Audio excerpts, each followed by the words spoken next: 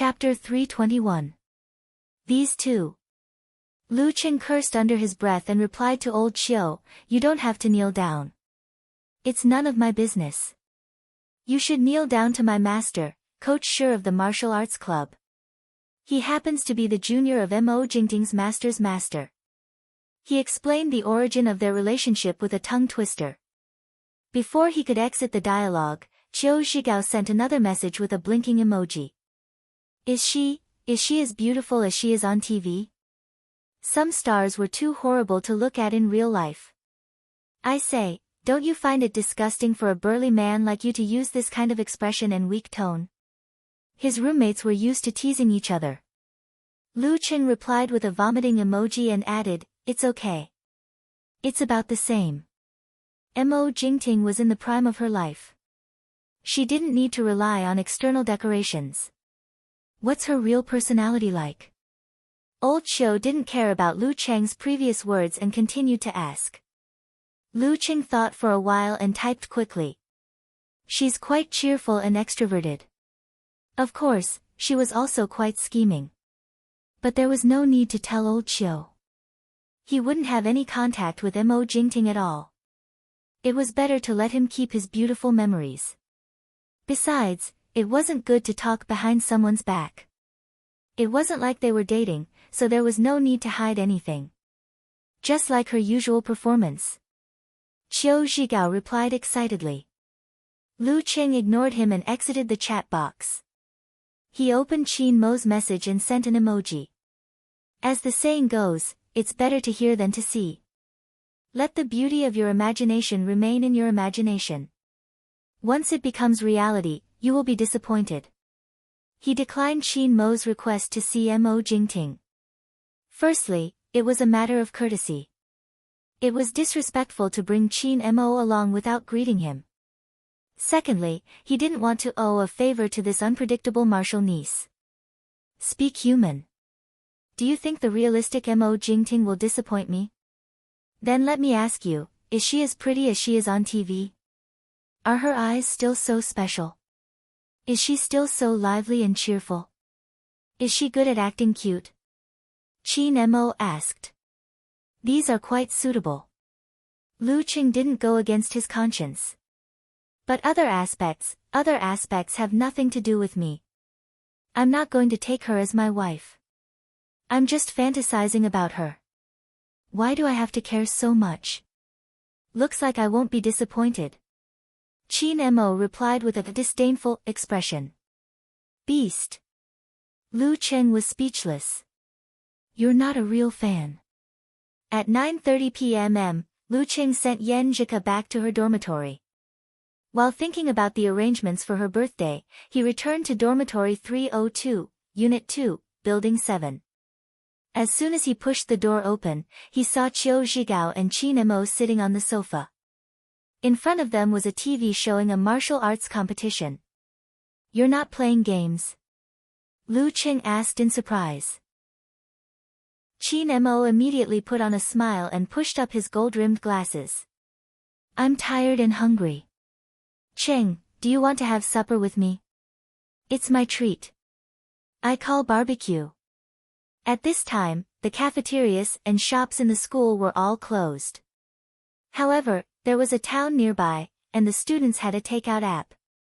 Besides, the new campus of Songqing University was not separated by a wall. Instead, it was in the form of iron railings. With the railings, there would be space for food boxes to be delivered. Of course, there was no need for large food boxes. There was once a student who was greedy and ordered dozens of RMB fish with pickled cabbage and chili. The restaurant owner was dumbfounded and directly put it in a large plastic box. However, the delivery boy couldn't get it over the railings. The student was so anxious that he even wanted to eat on the spot. The food was outside, but he was inside. He was crying while eating. However, this incident had a happy ending. The delivery boy was good at martial arts. He carried the food box over the railings and didn't spill a single bit. It taught the majority of students that it was not wrong to have some martial arts skills. No, it's okay. It'll disturb my sleep at this time. Lu Qing politely declined. Well, we'll eat by ourselves. Qiu Zhigao smiled. I've got some hot water for you. You don't have to come again. Don't be like this. One who is unaccountably solicitous is hiding evil intentions. Lu Qing didn't respond politely. Instead, he directly scolded them jokingly. Isn't it because we want to take advantage of young martial uncle's glory? Qin Mo joked. Cheng, I don't ask for much. Just get some autographs for me. Old Qiu said shyly. Okay. If there's a chance. Lu Qing shook his head with a smile. I'm a VIP, but I don't see you guys trying to curry favor with me. At the end of the afternoon class the next day, Lu Qing received a message from Mo Jingting. Young martial uncle, I'm on the school bus. Okay, we'll pick you up at the bus station. Lu Qing emphasized the word, we, and sent the message that Mo Jingting was already on the school bus to Yan Zhika. Yan Zhika replied with an obedient sitting posture, I'm in the dormitory. I'm tidying up. You can wait for me at the door of the dormitory. Ah. Not a Changqiao. A thought flashed through Lu Cheng's mind. He replied amusedly, okay. Yan Zhika is quite serious. She even went back to tidy herself up. Well, she once said that girls are more cautious when they see other girls than boys. More than 20 minutes later, Lu Cheng, who was waiting at the door of the third building, saw the arrival of the little fairy again. Yan Zhika had put on light makeup and dressed up to highlight her gentle and delicate side. She was really elegant and refined, and her eyes were shining brightly. What are you looking at? Let's go. Yan Zhika pouted and said in a low voice. Lu Qing retracted his gaze and held her soft hand. He laughed and said, I'm looking at a little fairy. Even though he saw Yan Zhika every day, he was still shocked. Unfortunately, it was rare to see such a serious face twice. Humph. Yan Zhika turned her head and looked up. Her lips curled up, but she didn't say anything. The two of them walked forward, attracting a lot of attention. The dark winter evening seemed to be dyed with a layer of light. They didn't wait long at the bus station before they saw Mo Jingting walking to the entrance of the school bus. She was wearing sunglasses that covered half of her face. In the winter evening, she looked so bright and eye-catching. She seemed to have put a lot of thought into her appearance. Before they left the school bus, Mo Jingting's eyes caught Yan Zhika's. As a girl, she was also a bit stunned. In this aspect, Yan Zhika was relatively better. After all, she often saw Yan Zhika on TV in various styles. Yan Zhika only felt a little grief and indignation about how good it was to be tall. Then she pursed her lips and smiled gently, looking back at Yan Zhika. Their eyes met. Lu Qing, who was ignored, seemed to hear a sound in the air. Let's go to the restaurant first. It's not convenient to talk here. He took the initiative to step forward and said first. Under the gaze of the passing students, Lu Qing and Yan Zhika walked in front hand in hand. Mo Jingting was half a step behind, looking at their intertwined fingers with great interest. After entering the small private room of the academy restaurant, when all the dishes were served, the door closed, and no one disturbed them, Mo Jingting took off her sunglasses. She looked at Lu Qing and Yan Zhika with her misty and affectionate eyes and said, no wonder little martial uncle never looks sideways. It's because he has such a beautiful girlfriend. How should I call you? I should call you little martial aunt, but it feels weird. It makes you sound old. Yan Zhika. Just call me Zhika. Yan Zhika smiled politely with her dimples. Are you a disciple of Shushan study? Mo Jingting asked curiously, resting her chin on one hand. Kind of. How did you know? Yan Zhika opened her mouth and was surprised. My surname is Yan, and I live in Shushan. The yin-yang twist is not easy to distinguish from the outside. Even if she could find my school records, it would be hard for her to link me to Shushan study. Mo Jingting smiled sweetly and glanced at Lu Qing. My youngest uncle told me. I didn't say that. Lu Qing denied without waiting for Yan Zhike to look at him. Shouldn't normal people think about whether they said it before? Little martial uncle, your reaction is wrong. Mo Jingting felt that this was completely different from what she had expected. How do you know you didn't say it? What if it's easy to say? Yan Zhike turned to look at her boyfriend with a faint smile on her face. Lu Qing coughed and said, my master said it.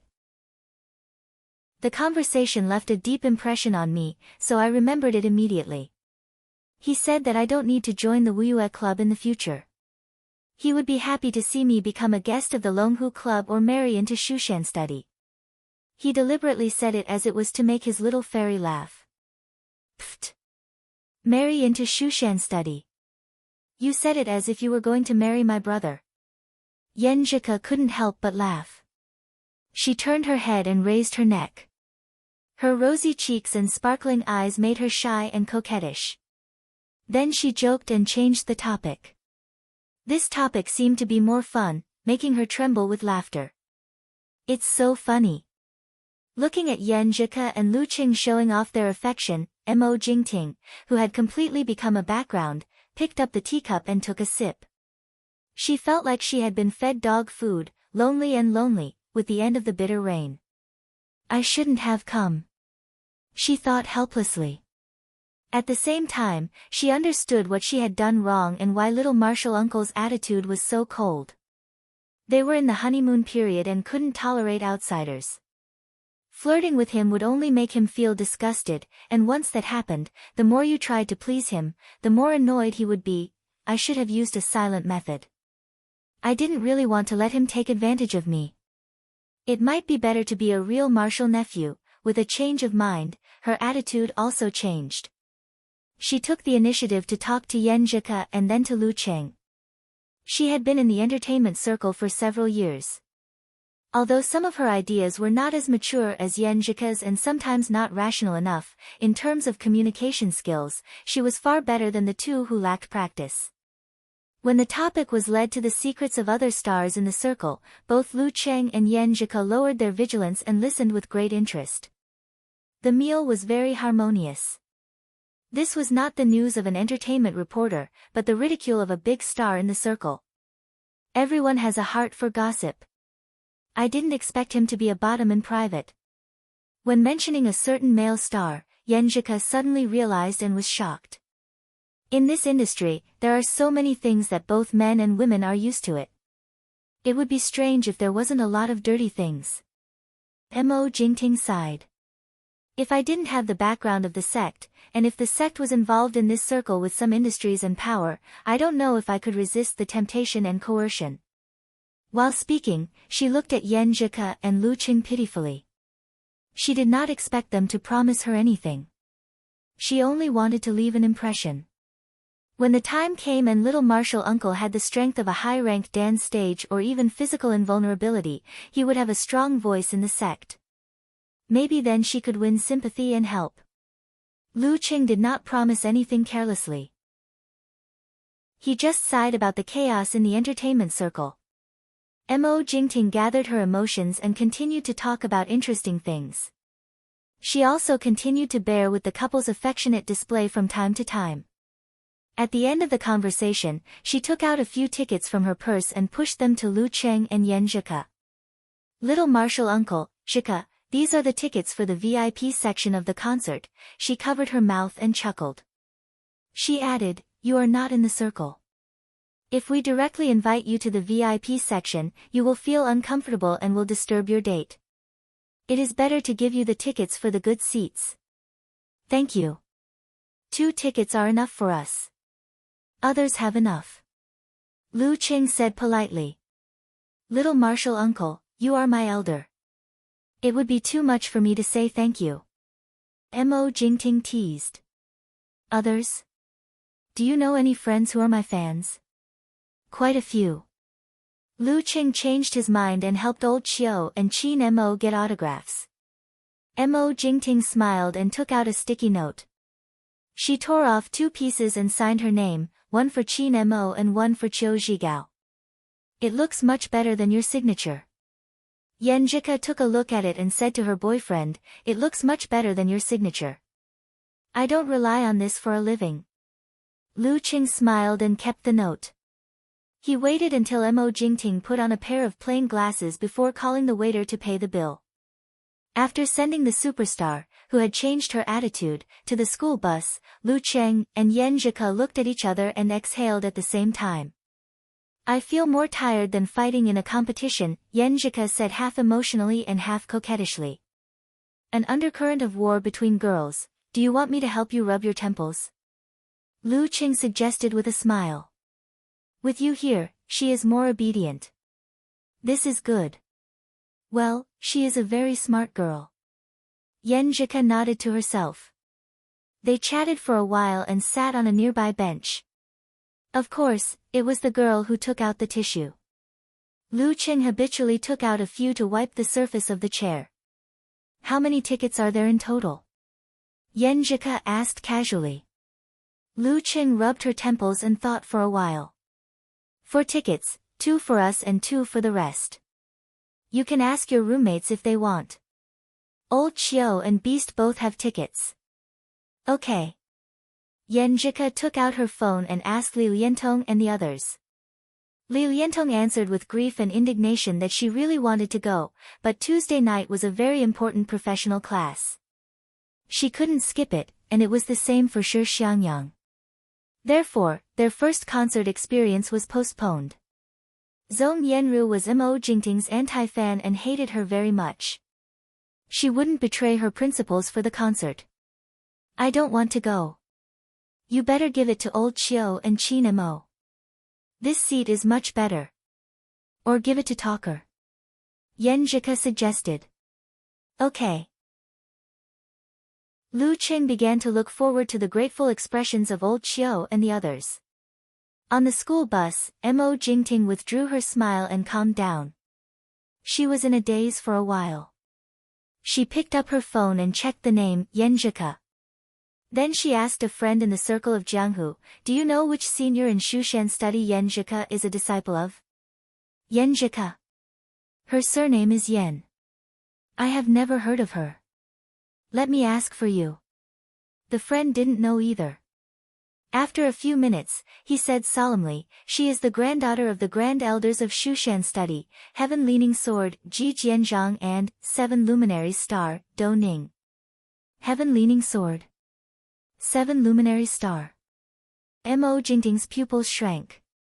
Her wrist shook and the phone fell to the ground. After taking a walk by the lake, Lu Qing watched Yenjika enter the 3rd dormitory with satisfaction. Then he returned to the dormitory in the dark. He happened to see Qin Mo and old Qiu in the living room discussing the concert tomorrow night. Here are the signatures you asked for." He smiled and handed over 2 pieces of sticky notes. "Autograph?" Old Qiu took a look and blurted out in surprise, "Jingting's autograph so soon?" Qin Mo, on the other hand, thought deeper and asked in surprise, "You went to see her? How could you ask for her autograph if you haven't seen her?" "She is my martial niece. Since she is in Songcheng, I have to entertain her. Ku and I just treated her to a meal." Lu Qing answered frankly. "Master Cheng, how could you forget to take me?" Qin Mo looked sad and angry. Qiu Zhigao was also surprised and regretful. "I once had such a good opportunity in front of me, but I actually missed it just like that. I don't want to be disturbed." Lu Qing pushed the reason to Mo Jingting and took out 2 VIP tickets. "She gave them to you. Take them. The seats are better. Then I won't stand on ceremony. I will kneel to you later. Please accept my kneel." Qiu Zhigao was not pretentious. Qin Mo was first happy and then angry. "If I knew you had them, I wouldn't have been scammed by that scalper. Damn it, do you want to know how much he sold me?" "How much?" Money was not the point. The point was the tone. "I don't want to know at all." Lu Qing laughed and said, "You can ask Talker and Chang if they want your tickets." Another day passed. In the evening, Lu Qing issued a certificate in the name of the club and bought a ticket to the old campus. He took Yan Zhike, Qiu Zhigao, Qin Mo, Zhao Chang, and Kai Zhongming to Mo Jingting's concert. What a rare experience of skipping class. Yan Zhike looked out of the window at the teaching building behind her. She was a little emotional and a little excited to do bad things. It's all because of Cheng. Lu Qing leaned over and hugged her waist.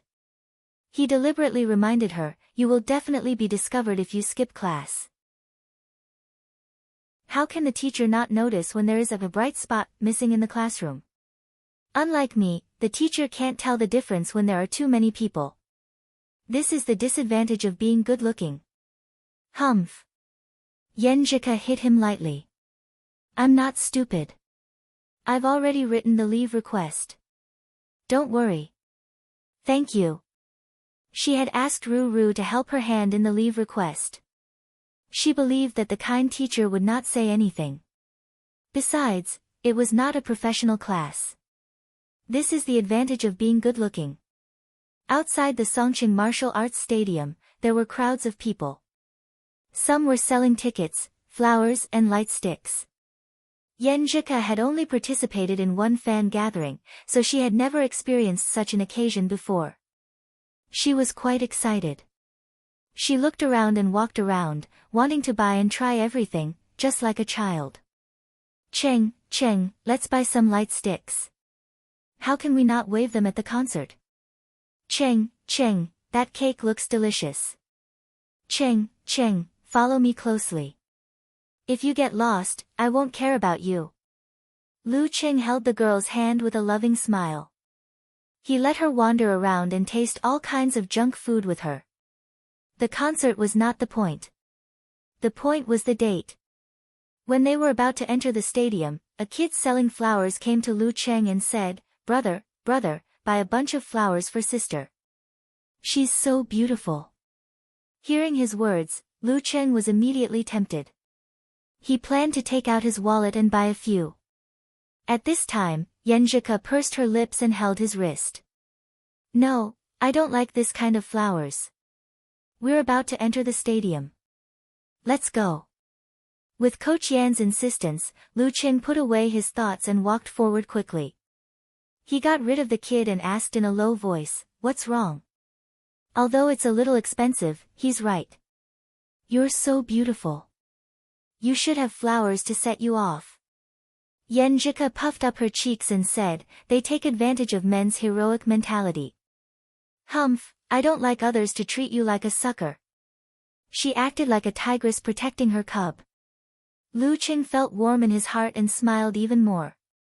In the concert, Mo Jingting did not cause any trouble. She did her job as a singer. Lu Qing and Yan Zhike were familiar with many of her songs. They sang along from time to time, waved their light sticks, or recorded a video as a souvenir. The two of them enjoyed themselves and were having a great time. Hee, your face is so big. My face looks smaller when I take a selfie with you. After the concert, Yan Zhike walked out of the stadium. She took out her phone and looked at the photo of them while breathing in the cold night wind. It's small to begin with. Lu Qing spread his fingers and covered Yan Zhike's face to make a comparison. He looked around, coughed, and said, that's right. At this time, the school bus has already stopped. Old Qiu said he's going to stay at Qin Mo's house for the night. Are we going to stay out tonight too? This was what he had been thinking and looking forward to since he decided to come to the concert. Yeah. Yan Zhike nodded like a chick pecking at rice. Then you should book a car. Huh? What kind of answer is this? Lu Qing was stunned. Yan Zhike, you don't play by the rules. What's wrong? We can still go back at this time.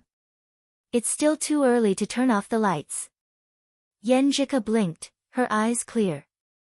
Okay. Lu Qing put away his distracting thoughts and booked a car. He muttered in his heart, I hate online car hailing.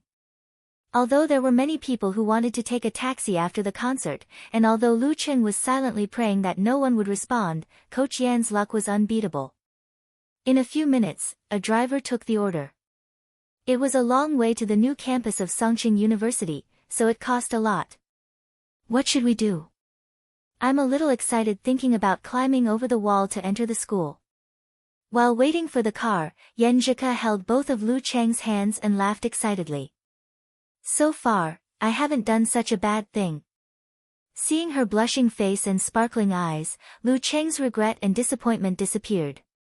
He laughed in a low voice and said, "We're a duo doing bad things." It seemed to be quite interesting to do bad things with a fairy. The car was fast at night.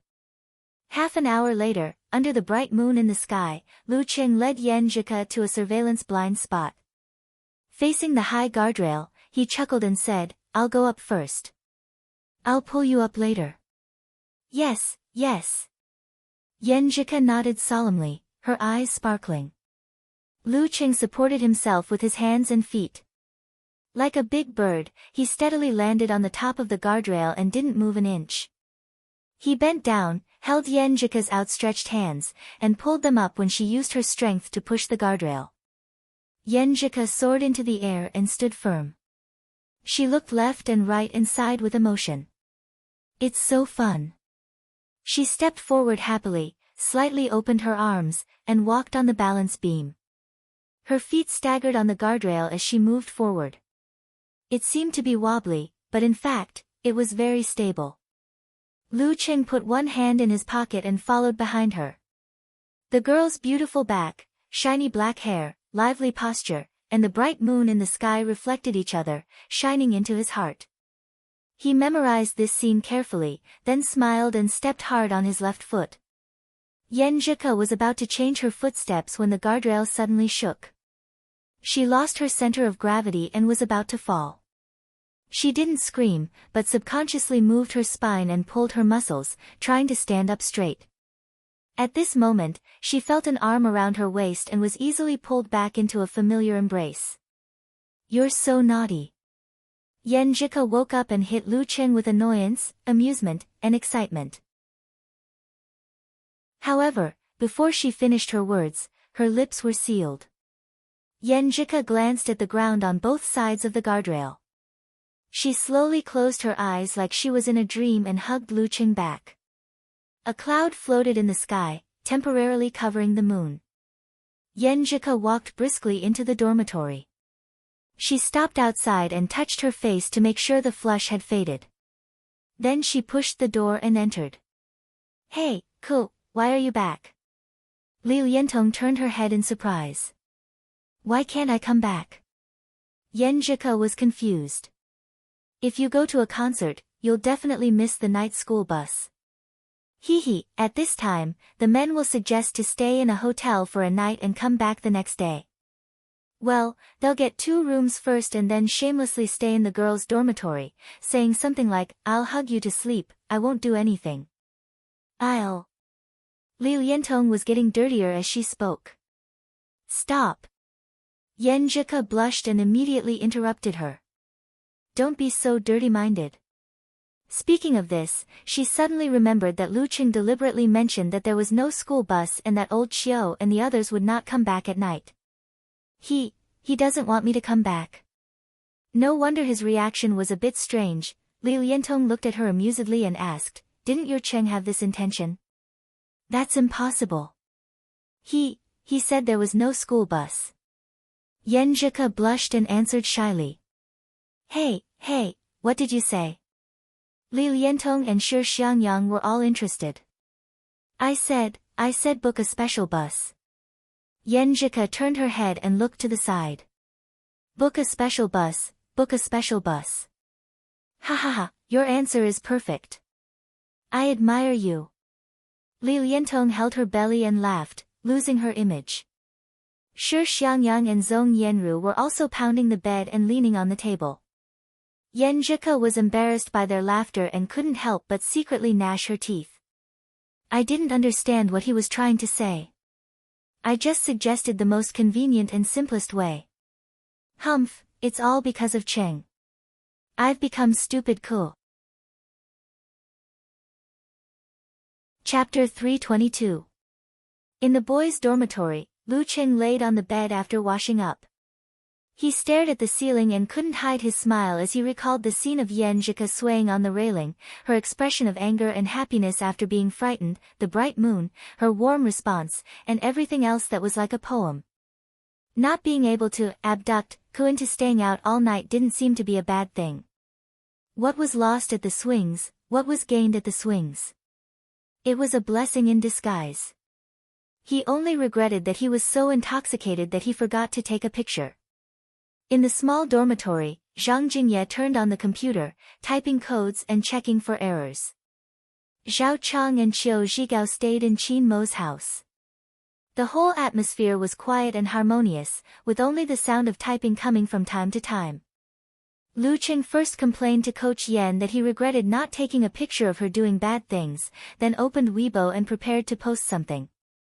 Well, from Ku's clear eyes and reaction at that time, she really didn't know what I meant by missing the school bus and old Chiu staying out all night. Should I ask a question? How can I better hint to my girlfriend? Or should I beat around the bush and use some other methods? After all, I don't have the face to say this kind of thing directly. Lu Qing thought for a minute and posted on Weibo, should I hate or be grateful for the closed-door management of the school? After clicking the send button, he suddenly realized that it was not only Ku who followed his Weibo, but also an army of 100,000 onlookers. Damn it, I'm a big V, but I don't have this awareness and self-awareness. He read it carefully and didn't find anything that crossed the line, so he didn't bother to delete it. He even thought, what's wrong with me posting a Weibo to show my affection with my girlfriend? Why should I care about other people's opinions? Collecting his thoughts, he switched to QQ and pretended to say casually to Yenjika, I just posted on Weibo. Don't tell me it's about my bad deeds. Yenjika sent a dumbfounded emoji. She also regretted that Lu Qing didn't take a picture of her acting like a child. But after thinking about it, she didn't care. There were always some regrets in life, as long as she didn't forget them in her mind. Lu Qing sent a laughing and crying emoji, why? I know you don't like to show off your affection in front of so many people. Sister, you're such a good girl. Yenjika sent a smirk emoji. Let me see what you posted. She opened Weibo, refreshed the page, and swiped a few times. Then, she saw Lu Cheng's lament. Puff. What is this perverted orange hinting at? Yenjika turned over on the bed with the phone in her hand and scolded him silently. If it wasn't for Dirty Tong's reminder, I really wouldn't have understood what he was trying to say. Humph. Yenjika rolled her eyes and, gritted her teeth, made a comment. Lu Cheng was also refreshing the interface.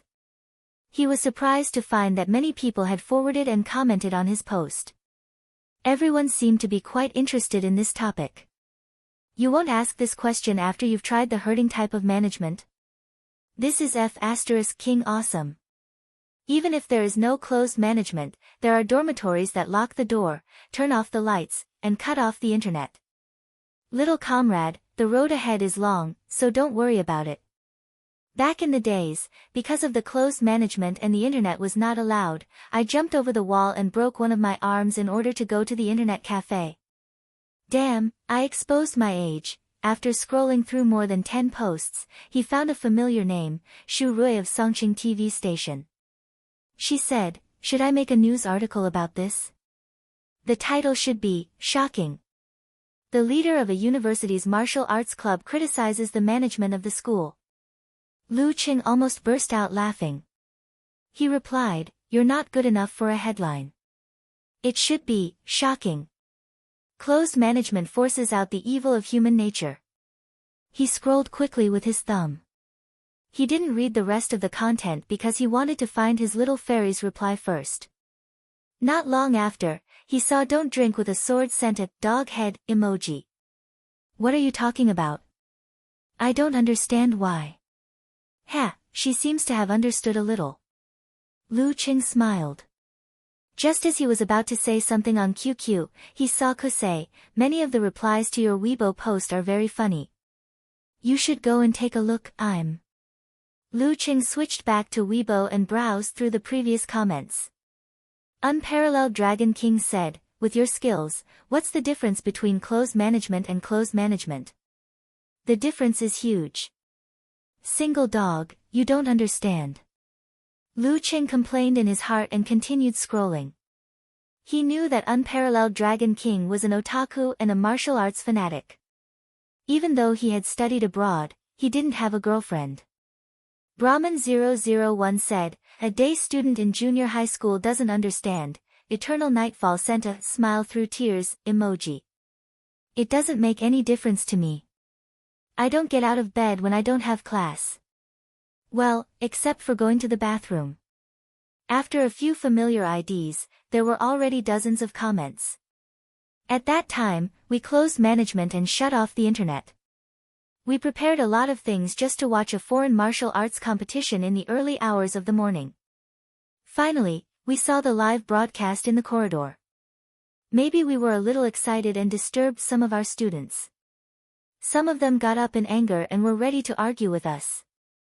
But when they saw that there were more than 20 shirtless strong men on our side, they retreated silently. Now that I think about it, I'm quite sorry, haha, I've done the same thing. After the lights were off, I made a fuss in the dormitory and disturbed the guy on the upper bunk. He came down and beat me up. Upstairs, why do you say it so casually? You didn't even get angry when you were beaten up. What happened later? Later, shy emoji, we were together. Pfft. Lu Qing finally laughed out loud. This is F***king a joke. He scrolled down again and saw a lot of comments. He laughed and felt a little worried at the same time.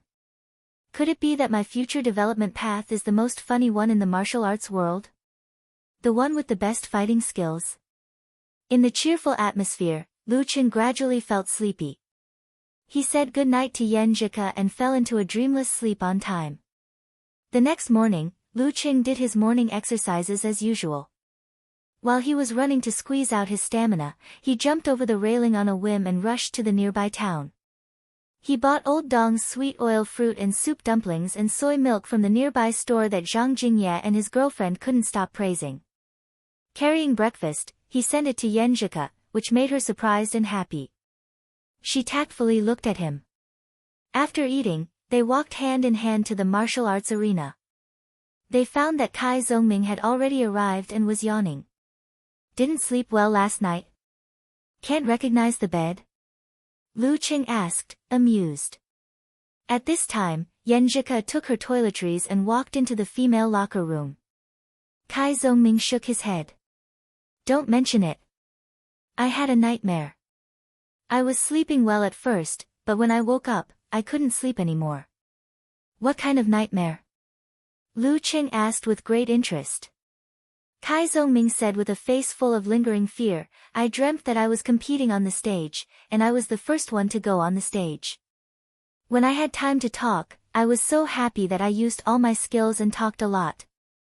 When I was done, I realized that the other party didn't even respond to me. He wasn't affected at all. I was so angry. When I took a closer look, guess what? My opponent was Lin K. I met Lin K during the conversation time. This is F***king scary, too scary. Lu Qing was a little dumbfounded. Then he said with a taut face, Talker, do you think I will sympathize with you? I even want to laugh. Ha ha ha, your nightmare is so funny. You don't understand that kind of fear. Kai Zongming shook his finger. Just when Lu Qing was about to laugh, Lin K walked in. The atmosphere suddenly became quiet. It was Friday without any wind or waves. Since the second round of group competition on December 1st was not strong, it was his turn to rest. Lu Qing didn't hold back his cultivation and was not afraid of affecting the battle. At the end of the day, Geyser cleared his throat and said, Brat, do you have anything to do tonight? If you have anything, cancel it. No, master. What's up? Lu Qing asked in confusion. In his class schedule this semester, except for Saturday and Sunday afternoons, there were only Friday and Saturday evenings free. The mornings were reserved for special training. Yenjika's class was even more difficult. She had a professional class on Friday evenings. There were few people, so it was not convenient for Lu Qing to sneak in. Gizershur coughed a few times and said, "My old friends have made some progress in the research of the Longhu Immortal and sorted out many things about cultivation. They plan to explore the Longhu Villa in the Zhaoshan Lake again to find some useful traces. You go with me to have a look. You can get in touch with them and listen to them. See if you can learn anything. There is no danger there anymore. Everything that needs to be cleaned has been cleaned up."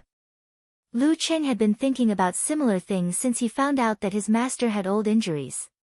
He wondered when his master's old friends would make some progress. So he answered without hesitation, "Okay." Gizershur nodded slightly. "Talk less and listen more. Try not to interrupt. There is an old guy with a bad temper.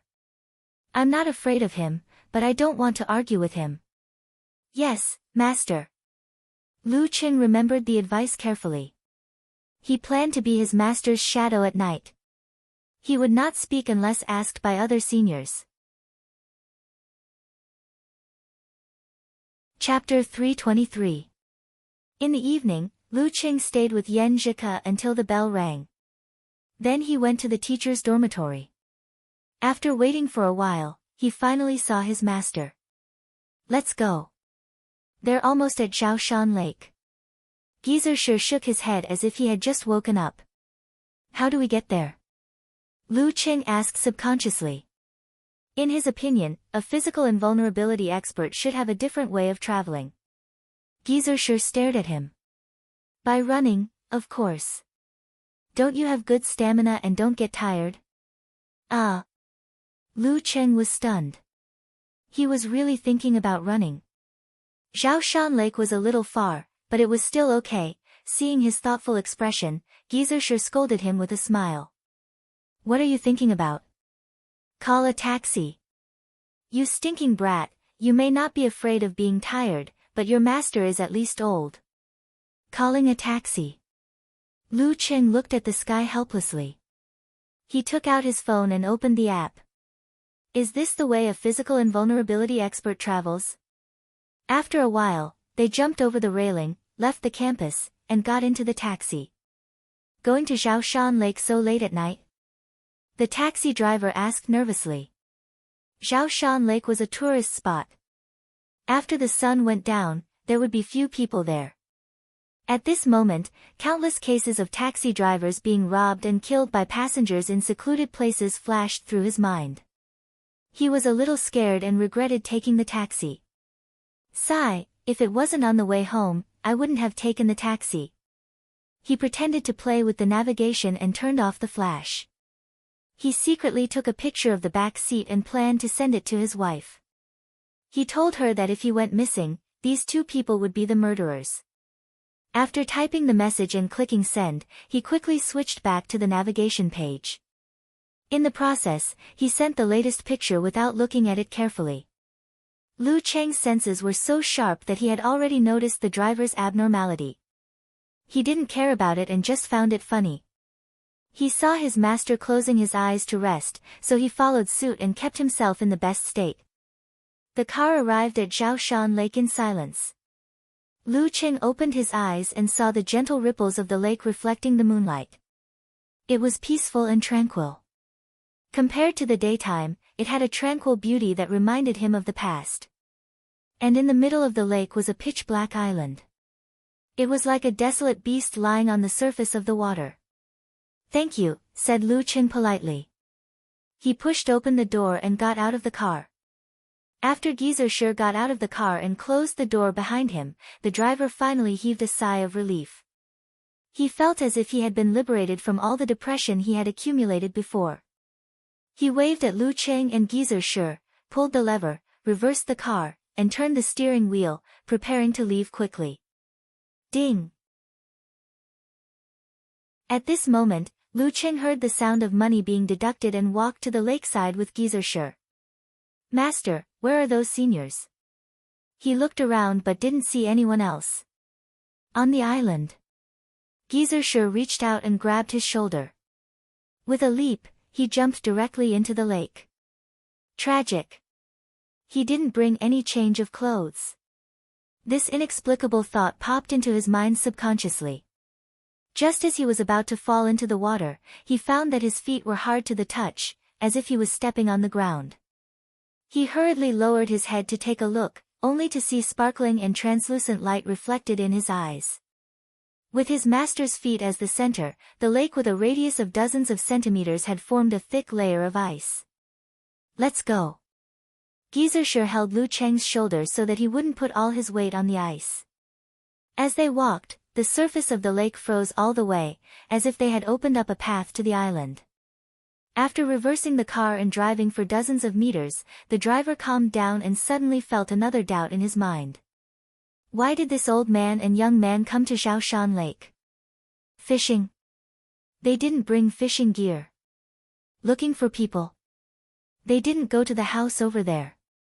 Puzzled and curious, the driver couldn't help but look at the rearview mirror, only to find that the two passengers just now were gone. Gone. He inexplicably shivered, stepped on the brake, changed gears, pulled the lever, pressed down the window, stuck his head out, and looked back at the lakeside. The lakeside was quiet and the moonlight was bright. Two vague figures walked on the water, farther and farther away until they were out of sight.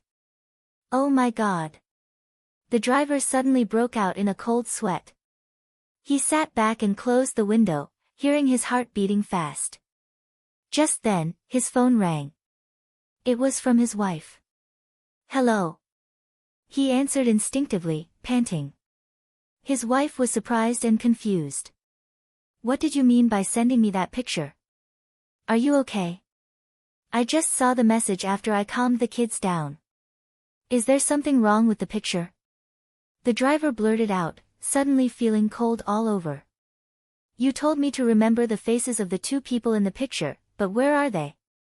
His wife was puzzled. With a clatter, the driver's phone fell beside the brakes.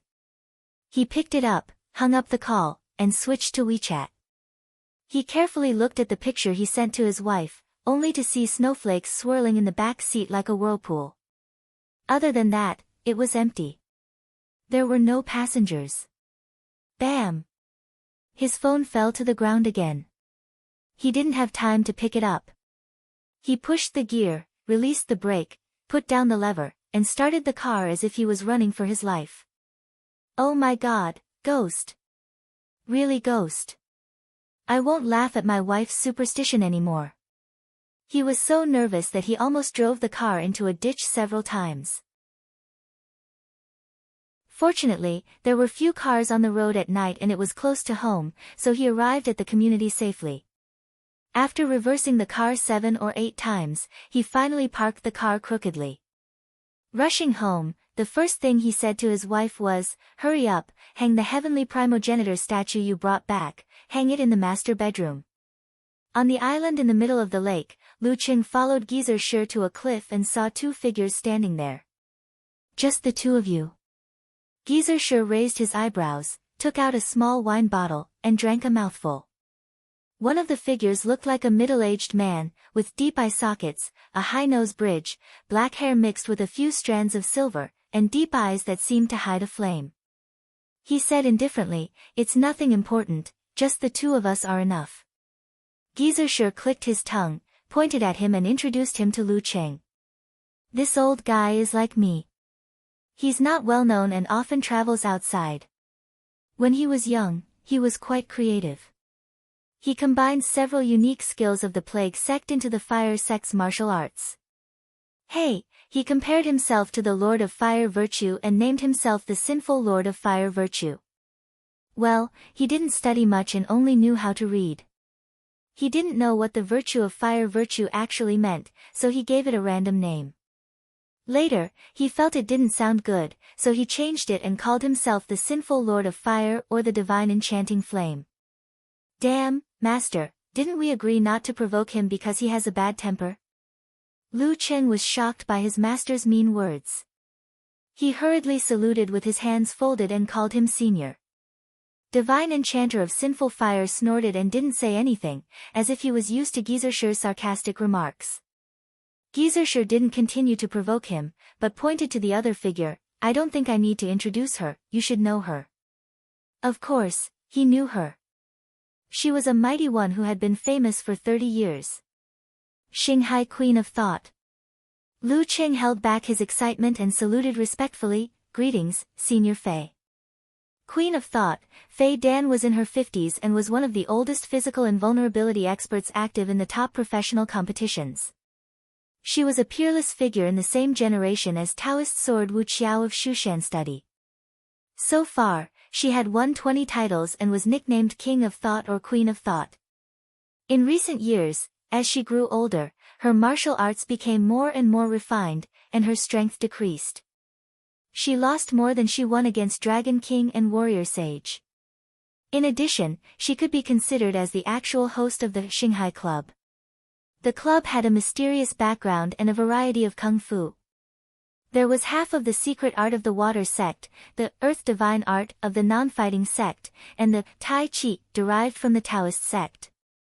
Fei Dan was less than 1.7 meters tall, but she still looked like she was in her 30s. Her temperament was quite elegant.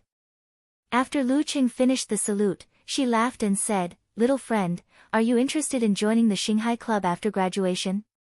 Kid. Lu Qing was speechless and didn't know how to answer. Ahem. Gizershur interrupted, "Don't tempt him. He worships Dragon King, and his wife is from Shushan study. He won't join Xinghai Club. Brat, let me tell you, she may be gentle and well-mannered now, but she used to have a fiery temper. Can't you keep your mouth shut?" Queen of Thought shook her head and laughed, interrupting Gizershur's nagging. "Let's go down." As she spoke, the surface of her body flashed and expanded into a ball, enveloping them. Lu Qing looked around curiously and saw that the surface of the ball was transparent and thin, as if it was made of water. "Jump." Fei Dan's voice drilled into his ears. Lu Qing didn't hesitate and jumped off the cliff. The transparent ball of water swayed and floated lightly. Carrying them, they slowly landed on the surface of the water and sank. The surroundings were getting darker and darker. Lu Qing looked around and couldn't believe that he was in Zhaoshan Lake. He breathed smoothly and didn't feel the water pressure or humidity. After falling for a while, he finally touched the ground and arrived at the bottom of the lake.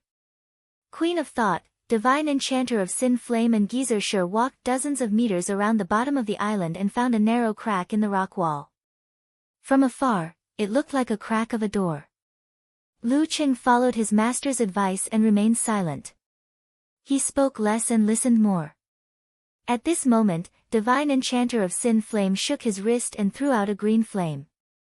It passed through the surface of the water ball and fell on the thin crack, burning silently.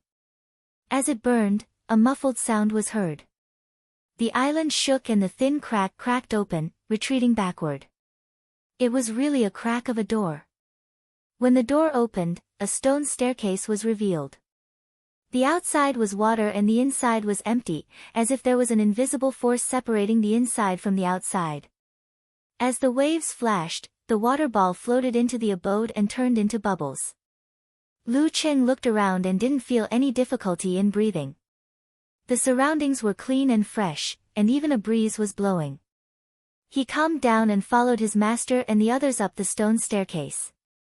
He also spared some energy to observe the Jindan to see if it would change in the original owner's mansion. Chapter 324. Going up the stairs and into the main hall, Lu Qing could see the general appearance of the abode. It was divided into the elixir room, library, silence room, and reception hall. Small as it was, it had everything. There was a glimmer on the wall, which made things visible to the naked eye. Looking at the dark, lonely and gloomy abode, Lu Qing shivered inexplicably. He recalled an archaeological program he had watched before. Someone's tomb had its own layout, as if it was his home when he was alive, but it was isolated from the outside world. Gizershur seemed to have guessed that he would have such thoughts. He coughed twice and said, "I don't know what these cultivators are thinking. Some of them built their cave abodes like tombs. They have to be at the bottom of some lake or mountain. We call it dark. It's not that there's no light. They have their own layout, with sunlight and moonlight. It's bright during the day and quiet at night. It's more natural and environmentally friendly. Queen of Thought, Faye Dan smiled. They had already explored this place and looted it. This time, their purpose was clear. They talked as they walked to the silence room, which was equivalent to the master bedroom. From the words of the divine enchanter of Sin Flame and Queen of Thought, Lu Qing vaguely grasped the difference between cultivation and martial arts. The latter first trained the body, supplemented by visualization, and then after finding and condensing the will, it involved the spirit, so that it could be integrated with the qi, blood, and force. The former started with the spirit, with the help of external objects, to train the body. Although the body was also cultivated, it was only temporarily used as a supplement. It was only until the 7th cycle and 9th cycle, when the qi was condensed into the dan, that there was a balance. As for the more detailed and profound content, firstly, Queen of Thought and Queen of Thought didn't mention much due to the lack of time. Secondly, Lu Qing didn't understand the few sentences that were mentioned occasionally. The silence room was simple, with only a stone bed and a stone table. It was completely different from the abode of cultivation that Lu Qing imagined. It should be on the wall. Queen of Thought looked around and said elegantly and confidently. On the wall? What are they looking for? Lu Qing looked around and followed them. But due to the dim light, he couldn't see anything. The divine enchanter of Sin Flame replied in a muffled voice, I felt that there was something missing. You were too impatient. A dark green flame leaped out from his palm and illuminated the quiet room. Everything was covered in a flowing dim light, which made it even more terrifying. Lu Qing followed behind Geyser. He didn't interrupt or walk around randomly. He just looked around, taking in every drop of the wall. However, there were only mottled remnants of the passage of time. What are you waiting for? Do you want to spend the night here? Geyser took a sip of his wine and cheekily yelled, as if he was just a bystander who had come to watch the show. Humph! The divine enchanter of Sin Flame flicked his wrist and a green flame flew out. It split into 8 flames in the air and shot in all directions, hitting the stone wall. A strange buzzing sound was heard, and a ripple appeared on the wall. Glittering and crimson light intertwined, and 9 ancient words appeared: Lin, Bing, Do, Zhe, Jia, Zhen, Lai, Qian, Xing. They were either dim, damaged or incomplete, only the Bing, Zhe, and Qian were in good condition, each with their own unique charm. Sure enough, there is. Faye Dan sighed, implying something else. This is the 9 words formula of Haotian Taoism. Geyser didn't forget his silly disciple and introduced it to him. Lu Qing had seen the 9 words and the corresponding revisions in novels, cartoons, and some previously collected materials about cultivation, so he was familiar with them. However, he was curious as to why the Queen of Thought and the divine enchanter of Sin Flame would explore the Longhu Villa again in search of the well-known 9 words formula. While he was thinking, Geyser continued, these are not ordinary goods. The 9 words formula of Haotian Taoism is similar to the Sanskrit mantra of 6 syllables of Daxing Temple. Brat, you've encountered the formula of hum, so you should know the function of these words, right? So you can get different effects by just thinking about them? Lu Qing asked tentatively. Geyser scolded with a smile, what's the use of just thinking about them? You need to use the corresponding visualization to make them work. I know. I'm not stupid. Lu Qing didn't dare to talk back to his master. The Queen of Thought, Faye Dan said with a smile, and you have to pronounce them according to their original pronunciation.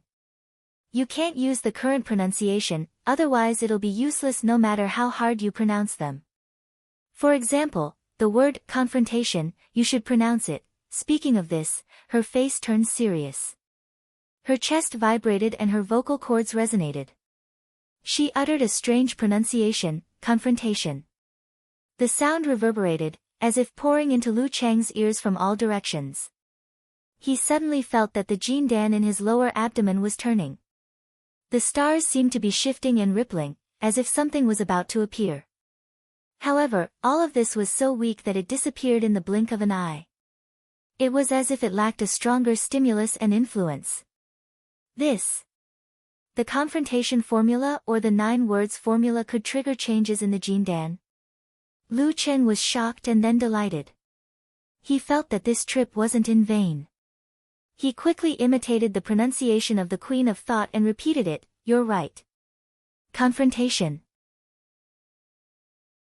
This time, the nebula-like jindan was silent and didn't respond. Instead, the Queen of Thought laughed, the confrontation formula with the accent of Xing province. Damn! Lu Chen was so ashamed that he almost looked up. "You're so interested. I'll organize the 9 words formula and send it to your master. But it's useless without the corresponding visualization method." Fei Dan sighed softly and turned to Geyser. "After organizing and studying the legacy of the Longhu Immortal, we found that the 9 words formula is not only a secret method, but also a training method. It uses the secret of sound to influence the body and produce incredible effects. The reason why the Longhu Immortal is ranked among the top cultivators is that he incorporated the 9 words formula into his own cultivation. We also hope to use them to break through the barrier between martial arts and cultivation and find a way to break through the barrier. We'll be old if we don't take the risk." Finding traces of the 9 words formula in the Longhu Villa confirmed their research and speculation on the Longhu Immortal's cultivation method. Then where is the corresponding visualization method? Lu Qing almost blurted out. Fortunately, he remembered his master's reminder that silence was golden.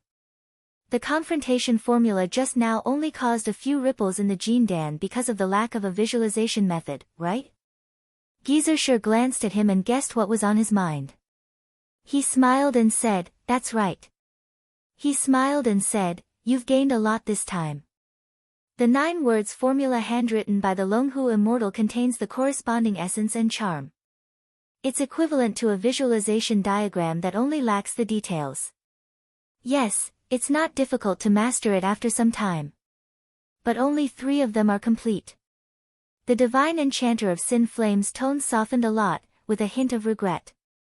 Except for the 3 words, army, swordsman, and forwarding, the rest of the charm was gone. So what? The Longhu Immortal is not the only one who knows the 9 words formula. Geyser sneered. Were the 3 words themselves a visualization diagram? Lu Chen was surprised and hurriedly looked over. He felt that the lines were thick and colorful, as if they were communicating with the deepest and most incomprehensible mystery of the world.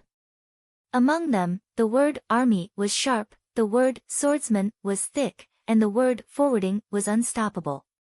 While Lu Chen was absorbed in memorizing and comprehending, the divine enchanter of Sin Flame stepped forward and patted the wall with his 5 fingers open. Whoosh! Whoosh! Green flames spurted out from the inside, burning away the crisscrossing crystal and crimson. The 3 words, army, swordsman, and forwarding, were cut off. The 3 pieces of stone flew neatly into Queen of Thought's hand and landed in her palm. This telekinesis, this ability to turn thoughts into reality, is much more powerful than Lu Xuanzhen's supernatural ability. Lu Qing sighed to himself and resisted the urge to stop her from taking the 3 pieces of stone away. After leaving the cave and returning to the lakeside, Lu Qing watched the divine enchanter of Sin Flame and the Queen of Thought disappear. He lowered his voice and said to Geyser, "Master, the 9 words formula seems to be able to affect." Before he could finish, Geyser suddenly interrupted him. "It can affect the legacy of the Longhu Immortal in your body?" "Yes." Lu Qing nodded hard. "That's right." After confirming, he added, "It's not enough to just rely on the ancient sounds. There needs to be a corresponding visualization method. I'll ask for a rubbing for them later. Although the effect will be much worse, it's not like there's nothing. You can try it first and make sure it has a good effect."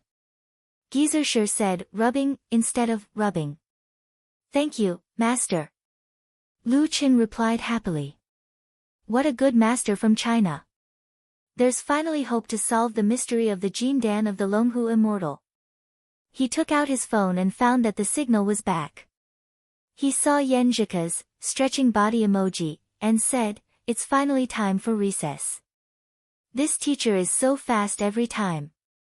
He can go on for dozens of pages in one class.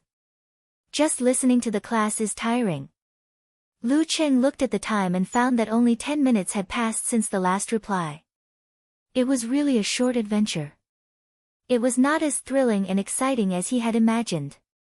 "I took some time to go on an adventure," he replied to Yenjika with a snickering smile, and opened the app to book a ride back. He waited and waited.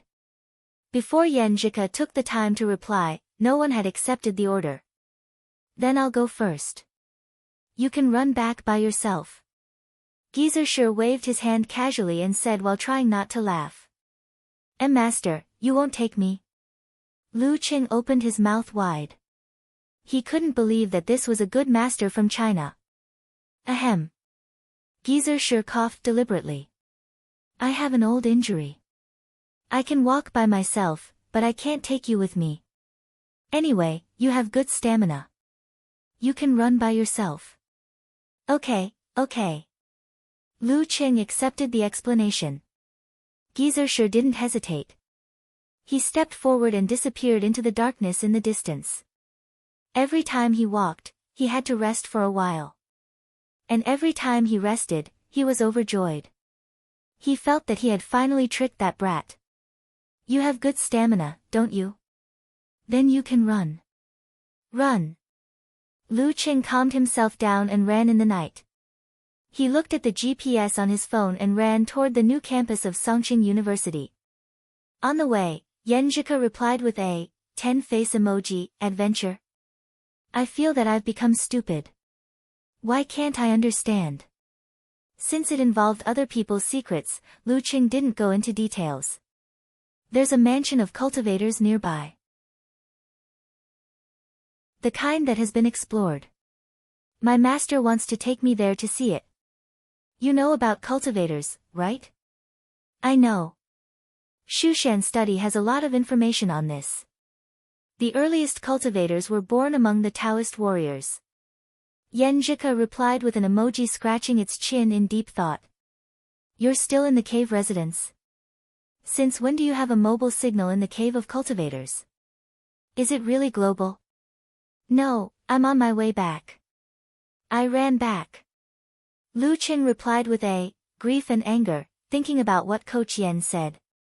Maybe I can get more information about cultivators from Shushan study in the future. Chapter 325. Lu Qing ran back to the new campus of Songqing University smoothly and picked up Yenjika after class. Due to the long distance, he was panting and sweating, which made Yenjika laugh secretly and feel sorry for him. She took out a tissue for him to wipe his forehead and said, "Don't go for a walk today. Go get a bottle of hot water and take a bath in the dormitory." Yenjika nodded and said, "Don't go for a walk today." In the early winter, taking a cold shower was not a challenge for Lu Qing, but it was not comfortable. "It's okay. Since I got Old Chio's autograph and gave him a VIP ticket, my hot water is guaranteed every day." Seeing the light of the Jin Dan, Lu Qing was in a good mood and wanted to take Yenjika to the lakeside to share his joy. Yenjika wrinkled her nose and pretended to be disgusted. "You're so sweaty." Although she said that, she did not break away from Lu Qing's hand and followed him to the lakeside. She smiled and looked around. "Although I'm sweaty, I'm actually not that tired. Running to improve my stamina is getting less and less effective for me, unless I'm willing to spend the whole morning or afternoon." Lu Qing sighed and followed the topic. "How did an inhuman Dan stage mighty one train to such a level? Are you showing off?" "You're showing off, right?" Yenjika, who was born with a deficiency and whose physique was worse than other martial artists of the same level, rolled her eyes and gave him a look of both happiness and anger. She showed her white teeth and showed a fierce look. Lu Qing couldn't help but laugh. He reached out and gently pinched the girl's nose. He said excitedly, I'm thinking of a different way to train my physical strength. My master said that he's going to give me some sorted cultivation materials, as well as a rubbing of the 3 words of the 9 words formula. Sigh, I hope I can find something useful by analogy. Hee, maybe it can even help me improve my physical fitness. What he wanted to say was that cultivation focused on spirit first and then body training. Maybe there was a way to make up for Yen Jika's congenital deficiency. Of course, this was not something that could be done by ordinary cultivation methods. Otherwise, with the accumulation of Shushan study, her grandpa would have suggested it long ago. Therefore, Lu Qing did not mention it directly. He did not want to arouse her hope and fail. As for the 9 words formula, he didn't think it was a secret. He would use it sooner or later, and he couldn't hide it from others. Yen Jika's dimples showed when she heard that Lu Qing still cared about her body when he was thinking about cultivation. She said sweetly, "Why do you like to pinch my nose, mouth, and face recently? Do you think I'm a child?" After saying this proudly, she said thoughtfully, 9 words formula, I heard my grandfather mention it before. Each of the 9 words has its own magic. I don't know if Shushan study has it, but even if it does, it should be incomplete. Anyway, I haven't heard of anyone practicing this secret method in the sect. She subconsciously wondered if Shushan study had the remaining part of the 9 words formula and if there was any way to help her boyfriend complete it. Hee, does this count as a girl being extroverted? Lu Qing understood the hidden meaning behind Ke's words. He was secretly pleased, but he just chuckled and didn't tease her. Of course. If there were people in every sect who practiced it, I wouldn't only know about the 9 words formula today. He recalled the top professional matches and title matches he had watched. The two chatted as they walked. The more they walked, the more remote they became. Gradually, there was no one around. They even approached the West Baron, which was still under construction. Yen Jika looked around and stopped in her tracks. Pursing her lips, she looked at Lu Qing seriously and said, "This place is so remote. I thought of a saying." "What saying?" Lu Qing asked with a smile. Yen Jika raised her chin slightly and broke into laughter. "Shout until your throat breaks. No one will come to save you." "Pfft, why did you steal my lines?" Lu Qing burst out laughing. Shivering expression, Saturday was the last day of November. Since they had to play an away game against the Linghua University Martial Arts Club on Sunday, and it was Yen Jika, Lin Hua, and Lin Kei's turn to play, the girls went back to their dormitory early to rest in order to maintain the best fighting condition. Lu Qing received a call from his master as soon as he entered the 7th courtyard. "Hey, brat, come here," Gizershur said concisely without explaining anything. Lu Qing was excited at once. He guessed that it was the materials of cultivation and the rubbings of the 3 words formula of army, swordsman, and qian. As expected, when he entered his master's dormitory, he was thrown a file bag. "Take it back and read it carefully. Don't tell me you've mastered it tomorrow." Gizershur teased him. This brat practiced visualization, thunder roar zen and severe warning too fast. He could only tease him like this. "Then I'll tell you the day after tomorrow." Lu Qing replied with a joke. He untied the file bag and took out the materials inside. He saw a thick stack of materials related to cultivation and 3 rubbings with hidden charm. He had returned the visualization diagram of Zhu Rong Force to his master at the beginning of the semester. "Okay. Come and tell me the good news the day after tomorrow if you dare." Gizershur waved his hand, indicating that Lu Qing could leave. Lu Qing carried the file bag and left the teacher's dormitory with light steps. He shared the news with Yen Jika. Of course, Coach Yen had already gone to bed and didn't respond. Lu Qing couldn't hold back his excitement when he returned to his dormitory. Zhang Jingye, Zhao Cheng, and Qiu Zhigao hadn't returned from their dates or self-study. He first browsed through the materials of cultivation and found that the seniors of Queen of Thought didn't get the cultivation method of Longhu Immortal, but related notes and classics. He could only sort out the general idea and some specific but scattered details from them. He didn't read it carefully. He browsed to the last page and found a handwritten URL and the corresponding extraction code, followed by the words, 9 words ancient sound. Queen of Thought's handwriting is so elegant and delicate.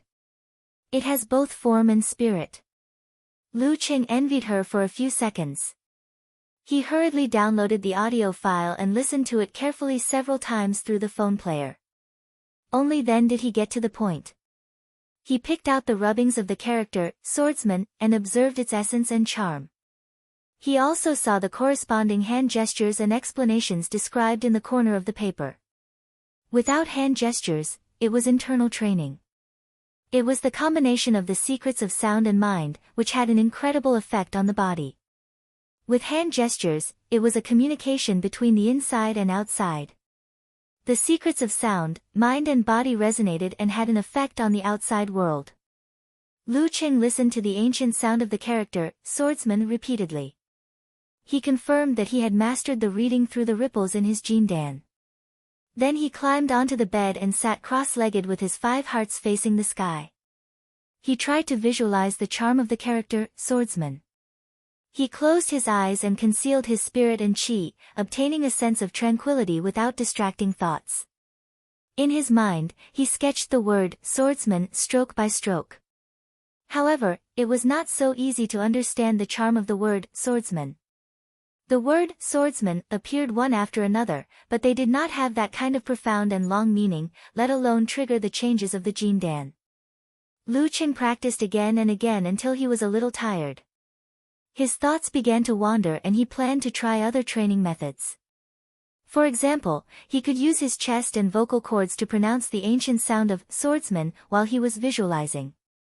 He wanted to see if there would be a connection between the two and create a certain charm in reverse. Boldly hypothesizing and carefully verifying was a way of thinking that Lu Qing had developed over the years. Once he had an idea, he immediately put it into practice. He visualized the character, swordsman, with only a little bit of essence and charm. His chest hummed and his vocal cords vibrated. He exhaled and said, swordsman. The ancient sound reverberated. The jindan in Lu Cheng's lower abdomen slightly rippled. The stars moved and his body turned slightly. At this moment, the bright and deep nebula seemed to come alive and resonated with the character, swordsman, in Lu Cheng's mind. The ripples became more intense like water waves. In the water waves, the stars moved and the brilliant stars seemed to connect into hundreds of vague ancient characters. They were scattered around the character, swordsman, which was full of vitality. When the character appeared, it was immediately reflected in Lu Cheng's mind, making the visualization change accordingly. After a short while, Lu Qing withdrew from the concealment of spirit and qi and recalled the feeling he had before.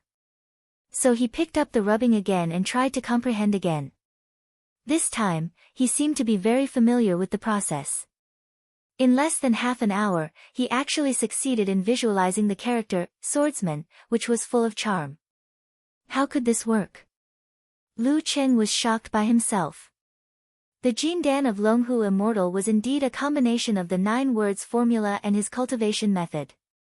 Lu Qing exhaled and calmed his mind. He closed his eyes and visualized the thick and growing character, swordsman, in his mind. He exhaled again and said, swordsman. The visualization and the sound resonated, as if crossing the barrier between illusion and reality, triggering a mysterious and abstruse force that reverberated in Lu Cheng's body, nourishing and tempering his spirit and body. The ripples on the jindan were even more intense. The stars moved more clearly. The hundreds of vague ancient characters finally became clear. The effect of the swordsman formula is to strengthen the spirit and stamina. Lu Qing looked at the neatly arranged quilt opposite him with joy. This could completely remove the morning exercise from his running program and slowly improve his spirit. This was exactly what he needed right now. He took out his phone and copied some of the ancient characters that he had forcibly memorized into his memo. Swordsman. Swordsman. He sat cross-legged on the bed and recited the ancient words over and over again. When it was almost 10:30, he finally finished reciting the fragmented words. Phew, if the 9 words formula is complete, I should be able to complete this manual. Lu Cheng looked at his phone and couldn't understand the incomplete content. He rubbed his temples, turned to the hand gestures of the swordsman formula and began to practice external application. Swordsman. Swordsman. When Zhao Chang and Qiu Zhigao came back together, they happened to see Lu Cheng sitting cross-legged on the bed and heard him, stretching his voice. Cheng, what are you doing? Zhao Chang yawned. He was very tired from the self-study. So was Qiu Zhigao. Lu Cheng smiled and didn't answer. He first tapped the bed railing lightly. Then he put one hand on his knee and the other hand made a seal. He shouted with a solemn expression, "Swordsman." The mysterious atmosphere suddenly stirred up Zhao Chang's spirit and all his sleepiness disappeared. Why do I suddenly feel not tired? Old Qiu looked at Lu Cheng blankly. Was it because you scared me? If you say so, then so be it. Lu Cheng smiled with a hint of tiredness. That night, Zhao Chang couldn't sleep until 2 o'clock. Old Qiu was full of energy and ran 10 laps in the night. The next morning, Gizershur looked at Lu Cheng with a smile. How is it? Can you finish it tomorrow? He teased again. Lu Cheng coughed and said, I'll tell you tomorrow. As a real man, he said the day after tomorrow. Never before. Chapter 326. In the afternoon, the martial arts club arrived at Linghua University in the same city. They easily defeated the martial arts club in the away game and won the second match in the group stage. Now they were out of the group stage and only needed to secure the first place so that they wouldn't have to face Shanbei University in the quarterfinals. In this match, Yenjika once again performed at the level of a professional ninth pin. Her combination of yin-yang twist and 24 blizzard strikes was quite extraordinary. Lin Hua also seized the opportunity to defeat the weakened amateur first pin. Lin Ke was the last to win and defeated the leading player of the opponent in 3 moves. On the way back, because of the heavy traffic on the weekend, they didn't enter the new campus until 6 o'clock and ate the delicious food in the cafeteria. After the meal, Yenjika swung her arms and sighed with emotion while taking a stroll to help with digestion. It's really tiring to fight like this. I haven't recovered yet. She fought against Luoku, another professional ninth pin fighter of Linghua University. After the match, Lu Qin planned to give her a massage to relieve her muscle fatigue. However, he had to give up because he was in someone else's locker room and Xu Rui was leading the team to shoot the material.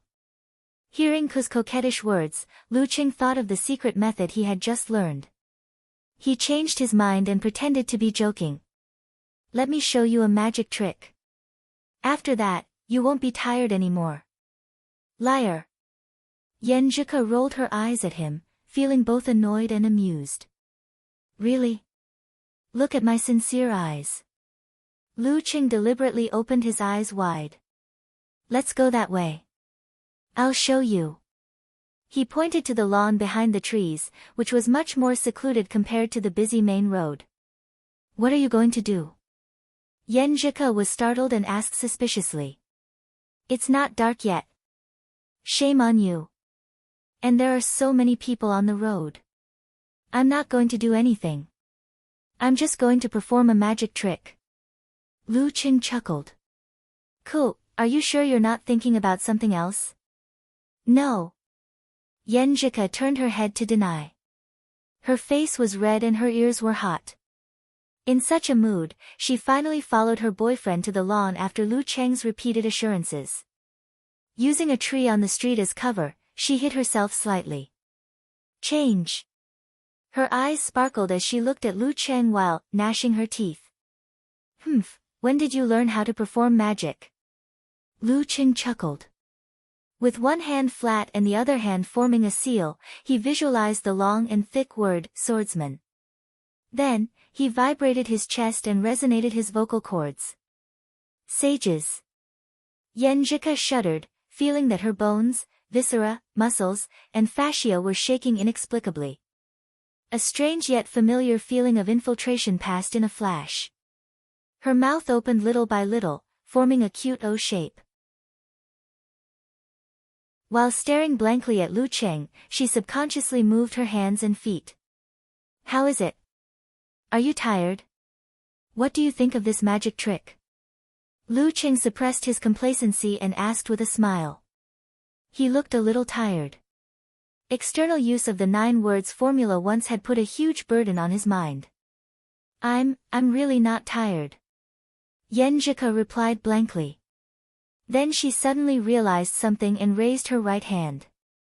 She blurted out in surprise and joy, You've mastered the 9 words formula. Formula. How was this magic? This was clearly a secret technique. The day before yesterday, Cheng had mentioned that Coach Shi would give him the rubbings of 3 of the 9 words formula. Had he already mastered it today? Wasn't this a little too unrealistic? Because of this, when Lu Cheng mentioned the magic trick to recover fatigue, Yenjika didn't associate it with the 9 words formula. Yeah, maybe it's fate. Lu Cheng was half joking and half telling the truth. It was indeed fate. Longhu Immortal had merged the 9 words formula and formed his Jin Dan, which meant that he had the key to this secret technique. Fate? Yenjika, who had always been smart, asked in confusion. Lu Cheng exhaled and said sincerely, this involves a little secret. I'll tell you all about it in the future. Okay. Yenjika smiled and didn't ask further. She thought it involved Coach Shi's secret. Lu Cheng smiled at her and suggested again, I'll try again. Feel the changes in your body carefully. Okay. Yenjika nodded like a chick pecking at rice. Lu Cheng repeated the previous process and made a hand gesture. With a serious expression, he said in a low voice, Sages. The wind blew again and swirled into a whirlpool. The dusk seemed to have deepened a little. Yenjika lowered her eyes and tried to feel it. After a minute, she said, it feels like there's an external force coming from you. Well, it's not completely like that. It seems to come from a very near yet very far place. It nourishes my spirit and washes away my fatigue. That's what I felt the last time, but not this time. Lu Cheng asked thoughtfully, then, do you feel more energetic and have better stamina than when you were at your best? No. Yenjika gave an affirmative answer. In other words, the Sage's formula can only recover fatigue but can't help people improve. Well, maybe it's because I've just started and haven't practiced to a high level. Lu Cheng roughly determined the current effect of the Sage's formula and said with a smile, what do you think? This magic trick is good, right? Not bad, it's great. Yenjika rolled her eyes and said cheerfully, well, I'm not tired at all. I wanted to find a place where there's no one and let you give me a massage. Now it seems that I don't need it anymore. I'll do it in the future. I seem to have done something wrong. It feels good to show off. Lu Cheng didn't know whether to laugh or cry. This is different. This can't help you rub your bruises and heal your wounds. While talking, he saw a sly smile in Yenjika's eyes. Monday morning, by the Weishui Lake. With his hands clasped behind his back, Geezer Shi sauntered up to Lu Cheng and teased him. How is it? Have you mastered it? It's been 2 days. Lu Cheng didn't panic. He got into a stance and made a hand gesture. With a solemn expression, he said in a low voice, soldiers. The surrounding atmosphere suddenly turned strange and tragic. Geezer Shi seemed to see thousands of soldiers and horses charging at him from all directions with a strong iron and blood aura. The iron hooves shook the ground and the murderous intent drilled into his heart. If it were an ordinary person facing such a scene, his mind would have been shaken, his legs would have turned to jelly, and he might have even peed in his pants.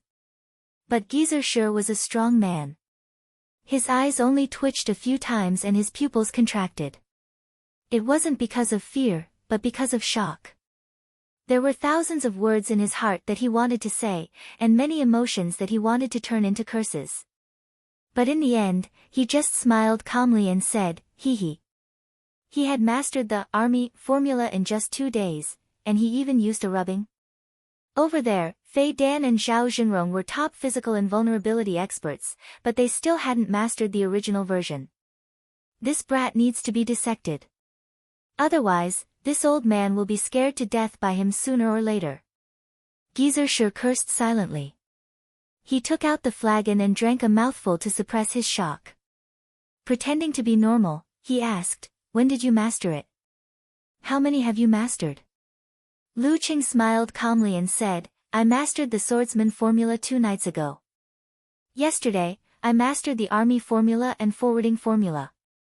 Cough cough, cough cough. Geyser choked on the wine. After a while, he said, Longhu Immortal's legacy can help you master the 9 words formula. With his rich experience, he immediately figured out the key. Seeing his master lose his composure, Lu Qing felt refreshed. He answered honestly, yes, it has a connection with the 9 words formula. In turn, it will affect the charm of my visualization. I can master it in about half an hour, but the prerequisite is that I have a visualization diagram to refer to. So he couldn't master the other 6 words. In order to hide his emotions and maintain his master's demeanor, Geyser didn't ask further. He changed the topic and said, not bad. This can be considered as a compliment to your previous adventure. The army formula is a secret technique of the spirit. What about the swordsman formula and the forwarding formula? Lu Qing answered calmly, the internal training of the army formula is to hone one's willpower, not to improve it, but to make it sharper and tougher in certain aspects. Externally, it is to suppress the enemy's momentum and attack his spirit. The forwarding formula is to cultivate one's state of mind, which is very compatible with the ice mirror. Externally, it is not only used to attack others, but also to affect oneself. It is to subdue negative emotions such as fear, panic, and anger. Hearing his disciple's words, Geyser was speechless. In the end, he nodded and said, very good. I'll also practice the 3 9 words formula later. Let's see how long it takes to master it. On Sunday, December 8th, the Songqing University Martial Arts Club, with Li Mao, Kai Zongming, and Lu as the main force, defeated the Martial Arts Club of Yunxia University School of Geology without a single drop of blood. As the champion, the Martial Arts Club successfully advanced into the top 8. According to the rule of the first versus the second place of another group, the Martial Arts Club avoided Shanbei, Sanjiang, and Haiyuan. It was already dark when they returned to the new campus. When they parted, they high-fived each other as a celebration. But they weren't too excited because this was what they had expected before the district competition. Their goal was not to advance to the next round, but to enter the national finals. Their joy would be released at that time.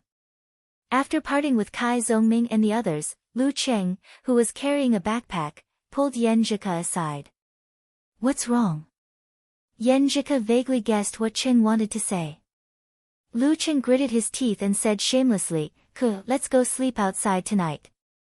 Yes, after a period of training, my face has grown thicker. I can speak directly instead of just hinting. Ah. Yan Zhike didn't expect Lu Qing to be so direct. For a moment, she was stunned and blushed. How can you say this directly? How do you want me to answer? Lu Qing then realized that he had missed the key point. He hurriedly added, after 12 o'clock, it will be your birthday. I want to celebrate your 19th birthday with you.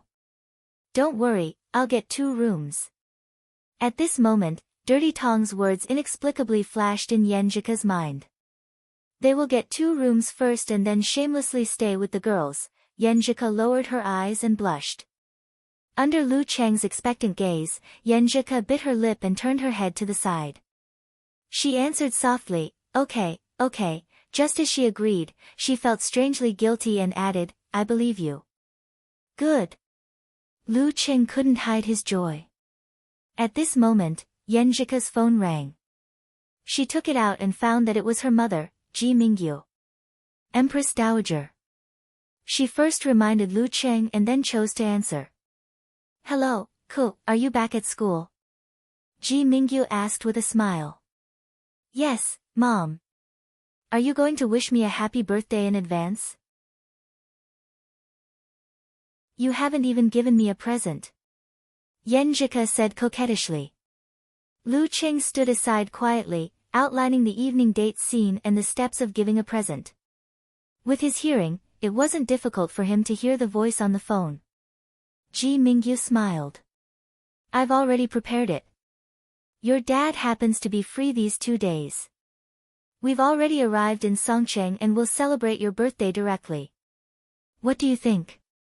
Are you surprised?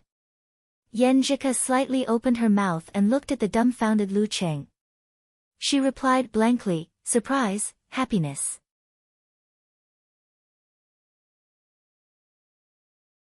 Chapter 327. Surprise. Lu Qing felt that the sky was dark, as if the Empress Dowager's palm was pressing down. He was like a monkey on the Five Fingers Mountain, unable to escape no matter how hard he tried. As the saying goes, the virtue rises 1 foot, the devil rises 10. She had never expected that she would come all the way to Songcheng to celebrate Ku's birthday. On the other end of the phone, Ji Mingyu continued to smile as if she didn't feel anything. Last year, your dad and I didn't have the time to accompany our little princess to adulthood. This time, we have to make up for it. We are at Songya Hotel. You can take a taxi and come here directly. Don't go to class tonight. Anyway, isn't it a class meeting? Just ask the counselor for a leave. Okay. Yenjika agreed, feeling warm and worried at the same time. Songcheng University's tradition was that the class on Sunday evening was fixed as the class meeting. Of course, it wasn't written in the class schedule. It was usually given a sock puppet, such as situation and policy. This was the only class in the preset class schedule that couldn't be changed.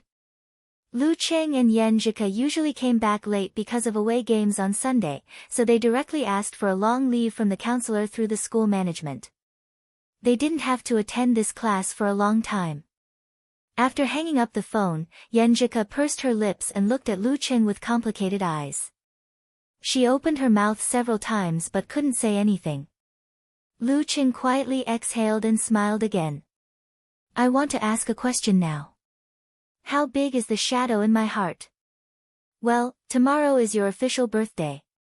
I'll treat you to a big meal tonight. He tried to dispel Ku's guilt by self-deprecating, but the loss and regret wouldn't disappear so easily. They couldn't hold each other's hands to celebrate the first birthday of their relationship. Moreover, he had no excuse to stay out all night tomorrow. Yenjika rolled her eyes and bit her teeth lightly. Suddenly she turned her head and looked to the side, slightly raising her chin. You and I will go over together. Ah. Meet the parents? Isn't this too hasty? Lu Cheng was shocked and frightened for a few seconds. But soon he calmed down and no longer panicked. I'm not bad now. I have the ability to guarantee Ku's future. I can hold my head high when I meet the Empress Dowager and father-in-law. There's nothing to be afraid of. This was confidence, and certainty. Well, it's definitely not good to go empty-handed. I have to hurry up and buy some gifts. What should my son-in-law bring when he visits for the first time? Seeing his surprised and thoughtful expression, Yenjika knew that he was thinking too much and outlining the future. She hurriedly said, What are you thinking about? I mean, why don't you stay in Songya Hotel tonight? When my parents are asleep, I'll come to find you. Let's spend the midnight together. Well, if my mom comes alone, she will definitely ask me to sleep with her. But isn't my dad here? The two of them love each other very much, how could they bear to part with each other? Same as us. Lu Qing chuckled in agreement. He stopped all thoughts of meeting the parents and became happy and expectant again.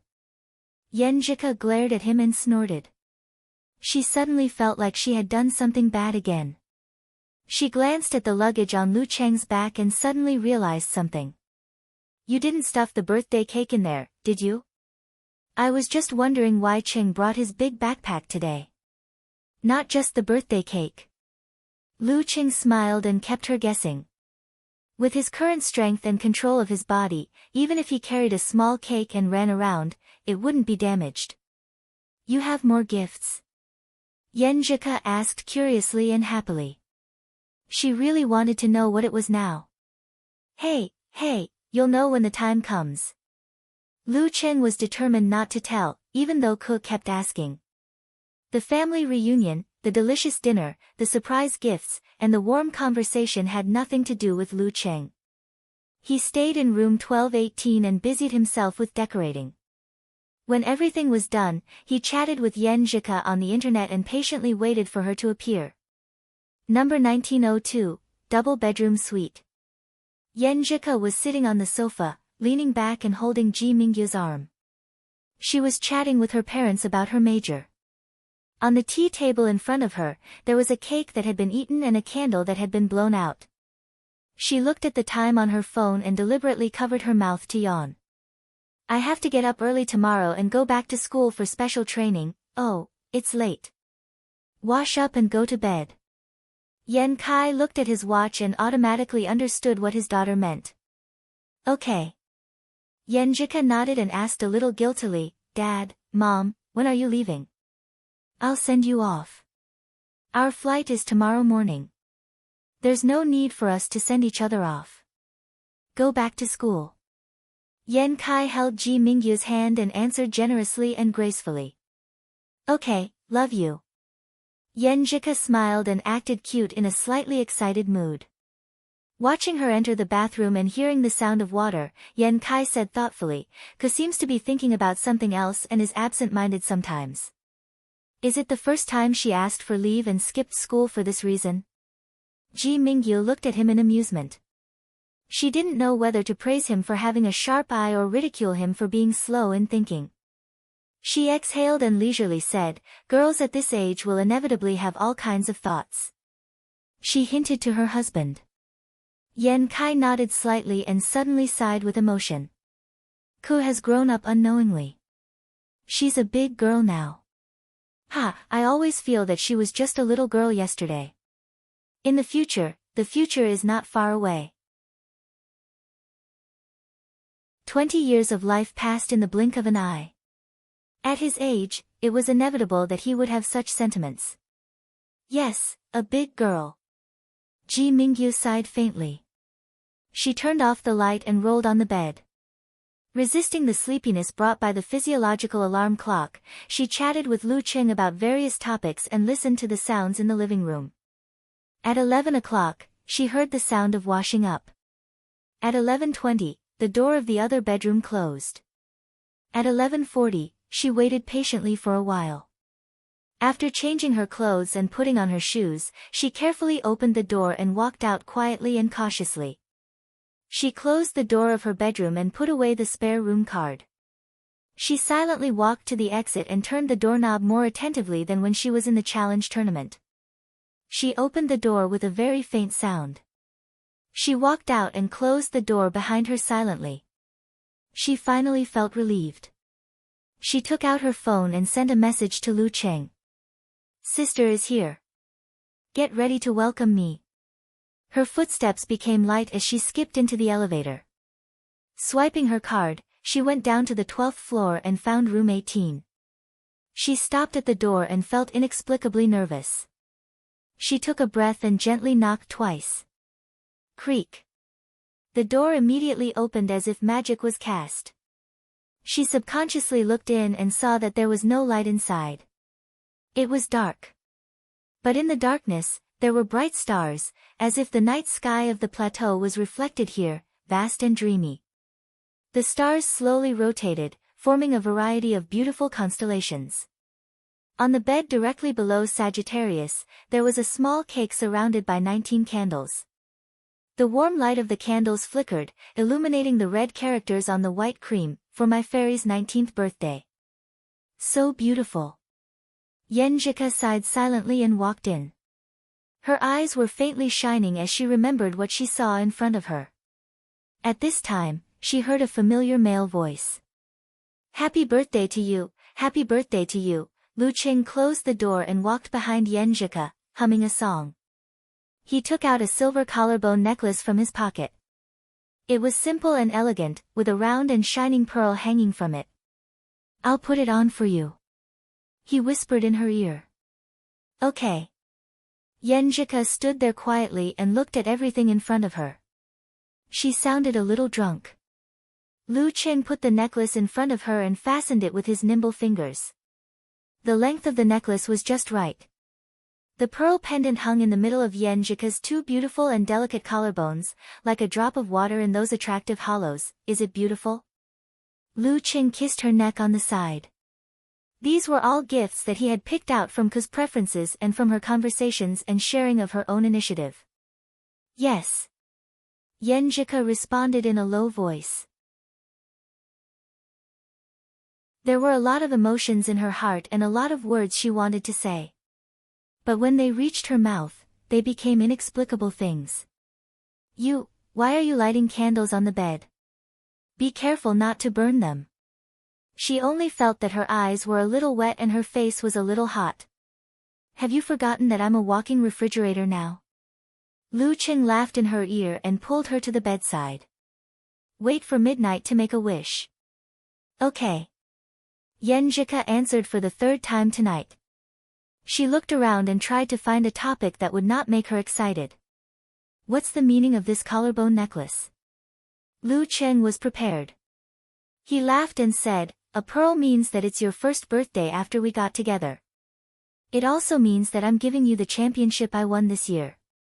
"Humph, a pearl necklace for my first birthday and 2 pearls for my second birthday. And a pearl necklace in the future?" Yenjika was a little flustered because of being moved and happy. She was afraid that she would cry, so she subconsciously argued with him. "Good idea." Lu Qing smiled and gave her a thumbs up. Yenjika stroked the pendant and looked around. She said, "I'm sorry. You also prepared a prop?" "Yeah, the starry sky projector. I was so stupid at that time. I bought one that cost a few hundred yuan, but it turned out to be just like a slide show in a lecture. It could only fool kids. So I quickly bought this one. It's more expensive, but the effect is indeed different." Lu Qing shared this matter happily. "When did you stop being stupid?" Yenjika raised her chin and her eyebrows and eyes were full of joy. Soon, it was midnight. Lu Qing looked at the girl who looked even more beautiful under the dim candlelight and said softly, "My dear, happy birthday. Make a wish now." "Okay." Yenjika knelt beside the cake and closed her eyes. After a while, she opened her eyes, leaned over and blew out the candles. Only the faint light of the starry sky was left in the room. "What did you wish for?" Lu Qing asked with a smile. Yenjika chuckled and said, 3 wishes. The first is that the person I love is healthy and everything goes well. The second is that I don't fall behind in martial arts and learning. The third, I won't tell you. It won't come true if I tell you." Okay. "Tell me when it comes true." Lu Qing picked up the table knife and cut the cake. He took a piece and took a bite. Later, they unconsciously kissed each other. At first, it was warm, but gradually it became more and more passionate. When Yenjika leaned back and her lips were tender and tender, Lu Qing said in a low voice, "Don't wake up Empress Dowager and the others. I'll wake you up tomorrow morning before morning exercise. I promise I won't do anything you don't want to do." Yenjika felt like she was in a dream since she came in. She had been dizzy and standing on clouds. Looking at her boyfriend's longing eyes, her heart softened and she said, "Okay, I believe you." Before she finished, she was embraced by Lu Qing again. Their lips and tongues tangled, and they fiercely demanded. Her clothes and shoes fell to the ground. Lu Qing grabbed the edge of the remaining half of the cake and threw it to the round table. It landed steadily on the table. Under the witness of the vast starry sky, he kissed the girl from head to toe. Yenjika, who had never tasted such surging lust, bit her lower lip tightly to prevent her soft moans from leaking out. Her hands clutched the bed sheet tightly and loosely. Lu Cheng, who had endured for more than half a semester, was a little impulsive. He tried to go further, but Yenjika didn't forget her bottom line. She stopped him and made her attitude clear. Lu Cheng respected her wishes and kept his promise. He stopped in time and went into the bathroom. When he came out, the girl had put on her underwear and covered herself with the quilt.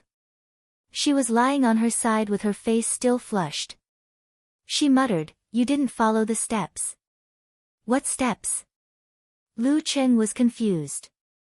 "Isn't this a normal step?" Yenjika's face was a little red. She chuckled and didn't answer. "Humph, Cheng didn't follow the script. He didn't do what Dirty Tong said. He didn't say anything. He just started directly." When Yenjika finished bathing again, she lay back down and snuggled into Lu Cheng's arms. She trusted him completely. Lu Cheng hugged her, lowered his head and gave her a deep kiss. It was neither hot nor fierce, but warm and gentle. Their lips and tongues parted. They looked at each other and smiled. Almost at the same time, they said softly, "Good night." This was no longer a "good night" on QQ. This was a real and beautiful kiss. At 5:30 the next day, when Lu Cheng got up and did his morning exercise, he experienced the meaningful feeling of every morning after marriage. He ran out of the hotel full of motivation. Yenjika stayed in bed for a while. After tidying up, she quietly went back to the 19th floor and opened the door to the suite. When she was about to sneak into her bedroom, she suddenly saw a figure sitting on the sofa. The Empress Dowager was wearing a nightgown and elegantly crossing her legs. Yenjika's vision went dark. She blurted out, "Mom, Lu also lives here." Although Ji Mingyu was asking, her tone was very firm. "Yes, we didn't do anything." Yenjika answered first with a guilty conscience. Ji Mingyu stared into her eyes for a while and sighed with relief. "My son has grown up, so I can't help him." She patted the seat beside her and said softly, "Come on, Mom wants to talk to you." Lu Cheng was refreshed and soon welcomed the quarterfinals. Because the opponent was not strong, Songqing University Martial Arts Club still adopted rotation. The combination of Sun Jian, Yenjika, and Lin Ke defeated Yeyang University. On Saturday, December 14th, they were the first to enter the quarterfinals. After Sunday afternoon, the quarterfinals were all decided. The organizing committee announced the first round of matches. Sanjiang College vs Haiyuan College. Shanbei University vs Songqing University. The wind was blowing before the storm. Shanbei. Li Mao in the office of the martial arts club blurted out when he saw the match list. He forgot that Xu Rui was leading the team to shoot the material. Lu Cheng, and the others already knew that they had to face Shanbei in the quarterfinals. However, they did not expect that the first match would be against the national champion of the last 2 years. Shouldn't it be the same as in the game? According to the order from the weakest to the strongest, they should face Haiyuan first, then Sanjiang, and then challenge the big boss after they have accumulated momentum. Why did they have to face the big devil at the beginning? Lu Cheng and Yenjika looked at each other and then at Lin Quebec. They had mixed feelings. There was excitement and expectation, but there was also anxiety and nervousness. The first match against Shanbei would not only affect this match, but also affect the following matches due to the different results. If their momentum was thwarted and their morale was low, they might not be able to win the next 2 matches. Shanbei. In Sanjiang College, Chu Hui took off his top hat. Imitating a Western gentleman, he bowed in front of the computer screen with a smile. What an easy draw.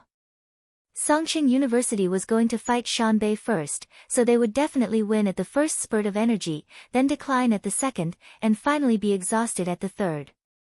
This was a great advantage for the martial arts club. Besides him, the other members of Sanjiang Martial Arts Club were also cheering. Shanbei. In front of the dormitory desk, Yan Shaoling almost jumped up. She quickly posted a post on the forum to calm herself down. Unparalleled Dragon King, what should we do? The first match is against Shanbei. Unparalleled Dragon King said with a funny face, what else can we do? We can't give up the match, right? Phew, this is going to be a wonderful match. It's as if I'm seeing a storm of blood and shadows of swords. The fake driver, Okamoto's fan, said in a literary tone. At the end, he added, if Songqing University wins, I'll share all my treasures. At least detention. Replied Bull Demon King to the fake driver. Brahman, on the other hand, was screaming, I want to watch the competition live. Ah! Little Nightfall, you have to help me look at that. Can I ask, what should I bring to cheer for the away match? A banner? A big picture? Yan Xiaoling's fear faded away. She gradually became excited, mixed with worry and excitement. You don't need to bring anything. Remember, watch yourself, don't get beaten. Teased Unparalleled Dragon King.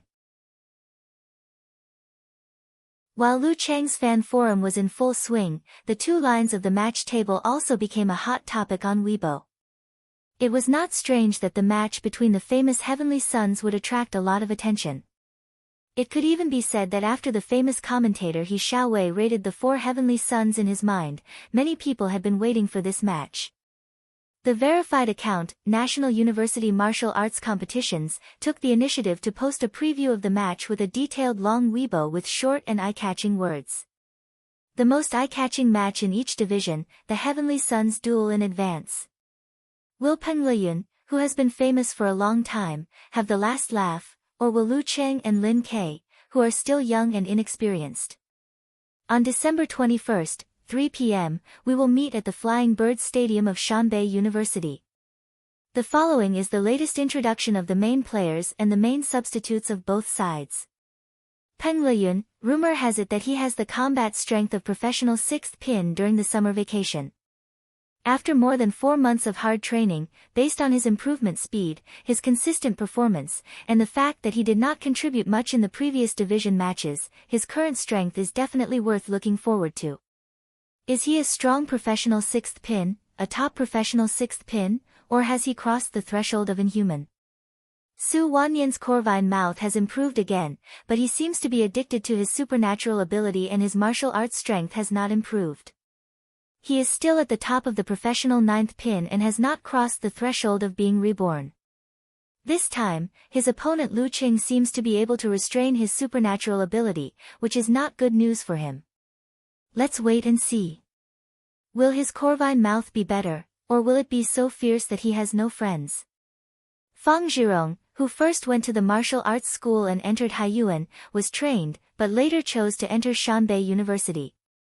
He and Lin Ke were in the same batch, and at that time, he was more famous than Lin Quebec. He entered the Dan stage at the same time and succeeded in the middle of August. As we all know, in a period of time after breaking through a big stage, due to different levels of contact and different martial arts methods, a martial artist will have a period of rapid progress. So, after 4 months, how much has Fang Zhirong grown?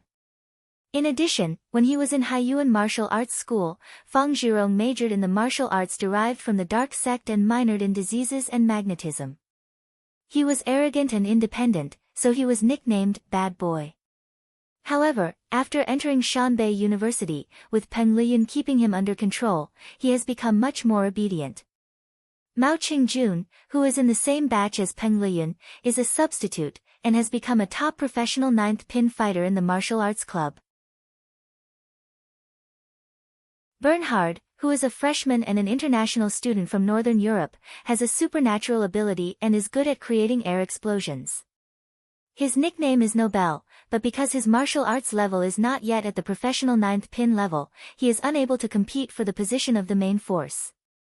Lu Cheng, who is the biggest discovery of this generation in the Ice God sect, showed the strength of a professional 7th pin when he just entered the Dan stage in August. Now more than 4 months have passed, and he has not fought seriously. Just like Fang Zhirong, who is in the period of rapid progress, what kind of surprise will he bring to us? What kind of miracle will the Miracle Boy create? Lin Ke, who is the new direct disciple of Shushan study, entered the dance stage in June. It has been more than half a year since then, and no one knows how many movements of the fighting sect he has mastered. In the previous competition, it is said that he made a shocking performance when he showed his full strength. Let's look forward to seeing his full strength, who is also in the state of rapid progress. Yenjika, don't just pay attention to her appearance, we should also see her improvement in martial arts. In 1 year, she has no rank to the current professional 9th pin level. Of course, she is different from Lu Cheng. She did not have a rank not because she did not practice martial arts, but because she did not participate in the ranking event. It is said that she is at the level of amateur 6th pin or 7th pin. However, it is amazing that she can reach the level of professional 9th pin in 1 year. Li Mao, who has improved from an ordinary amateur 3rd pin level to a professional 9th pin level in 1 year, is someone who can be imitated by ordinary people. Kai Zhongming, who is said to have reached the top amateur 1st pin level in only half a year. Sun Jian, a senior member of the martial arts club and the top amateur 1st pin level. Lin Hua, who is expected to reach the amateur 1st pin level this month. Now that the introductions are over, let's interview some of the leading players about this competition. At Shangqing Pengliyun at Ironmouth Forever Fang Zhirong 001 Lu Cheng 129. As for Lin K, he probably doesn't have a Weibo account. In the self-study classroom, Lu Cheng, who had been reposted and tagged by many people, saw this Weibo. For a moment, his mind was in turmoil, and he did not know how to reply in what tone or manner. At this time, he saw Shangqing Pengliyun take the lead and say, "I am looking forward to the competition with Lu Cheng and Lin Quebec." It was a very ordinary and polite sentence, but under the interpretation of others, it had a completely different meaning. Does Lazai mean that Lu Cheng and Lin K alone are not enough? He is looking forward to the battle of attrition by Lu Cheng and Lin K, right? He is full of confidence. Not long after, Ironmouth Forever expressed his opinion. Songqing University is very strong, and Lu Cheng and Lin K's progress is also admirable. But I want to say that the final victory will belong to us. Fang Zhirong 001 said concisely, "Wait for them."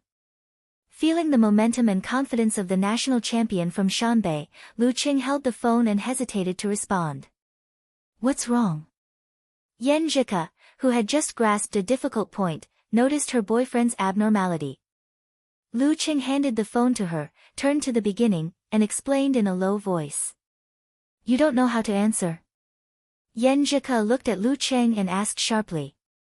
Lu Cheng nodded and sighed. I want to win, but my reason tells me that the chance of winning is very small. If I show confidence and seek victory, I will probably be slapped in the face after the competition. But if I admit defeat at the beginning, I can't do it.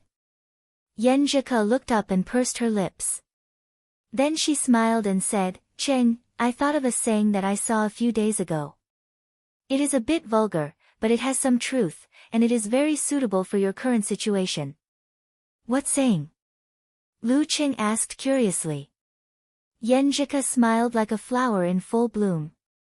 She said in a low and fast voice, indifferent to life and death, fight if you are not convinced.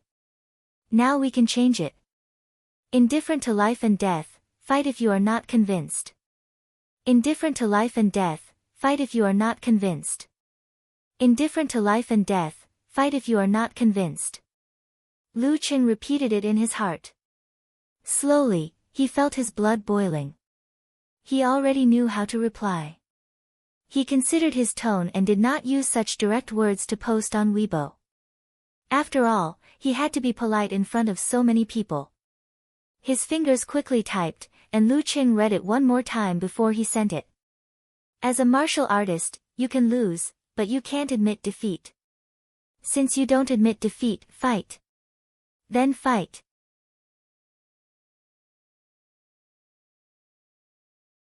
Chapter 328. Lu Cheng's reply soon attracted a lot of attention. Some agreed, some mocked, and some praised. Not bad, young man. Your attitude is quite sincere. What a weak aura. Are you scared before the fight? Even if you lose, you don't want to lose. You can just say, let's fight. It's better than adding a bunch of words. That's called being rational. You know you can't beat him, but you still pretend to be confident and hot-blooded. You're either stupid or stupid. Do you like people who talk big? How is this aura weak? Polite and restrained. You don't understand the art of speaking. Not willing to admit defeat means I want to win. I want to win, let's fight. Is that how you feel?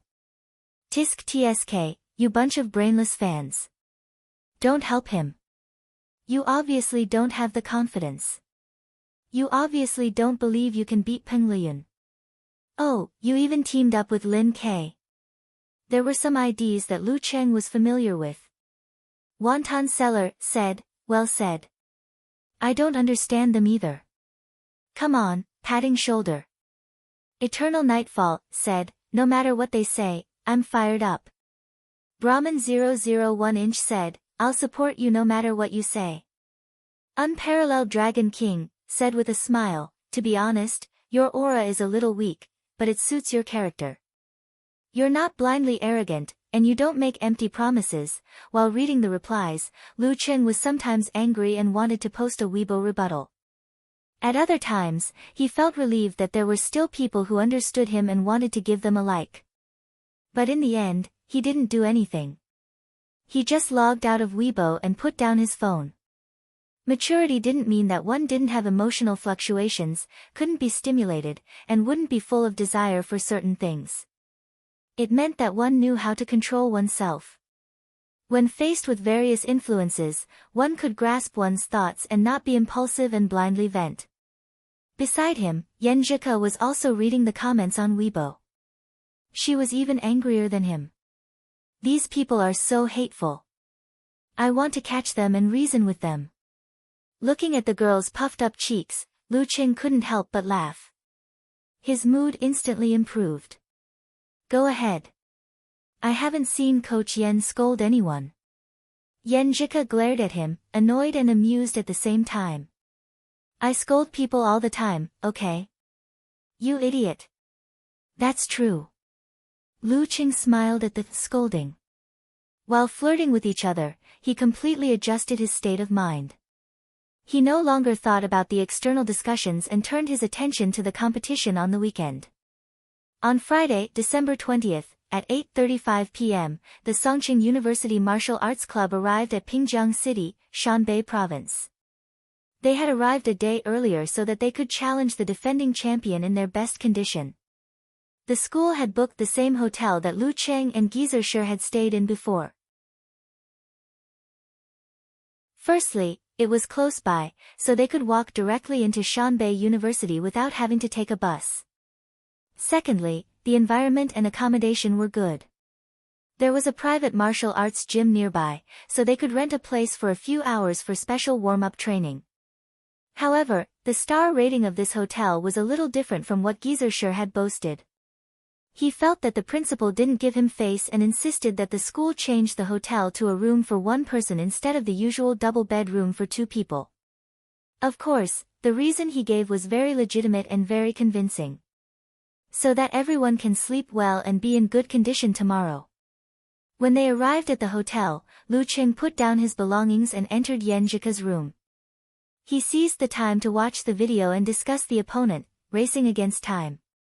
This was the strongest opponent he had encountered so far. No matter how well prepared he was, he couldn't be too prepared. Yen Zhika had missed a lot of homework because of this, so she had to catch up when she got back. At 10:30 p.m., he didn't shamelessly stay in Yen Zhika's room. After all, they were not the only ones staying in the room. He had to consider the girl's reputation.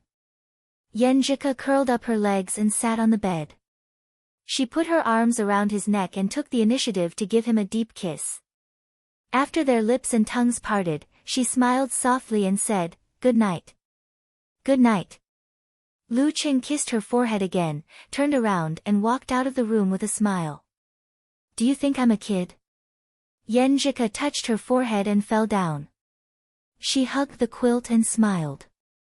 The next day, before dawn, Lu Qing got up on time at 5:30 a.m. He washed up and changed into his martial arts suit. He opened the door to find a place to do morning exercises. As soon as he walked out, he felt something was wrong. He turned around and saw Shu Rui and her shooting team standing not far away. Morning. Shu Rui covered her mouth and yawned. Her eyes were still a little misty because she didn't want to leave the warm bed. Lu Qing was surprised and asked, "Reporter Shu, so early?" The other members of the martial arts club were still sleeping. It was not because they were lazy or not hardworking enough, but because they had special training every day and didn't have Lu Cheng's abnormal physical strength. They had to sleep like this.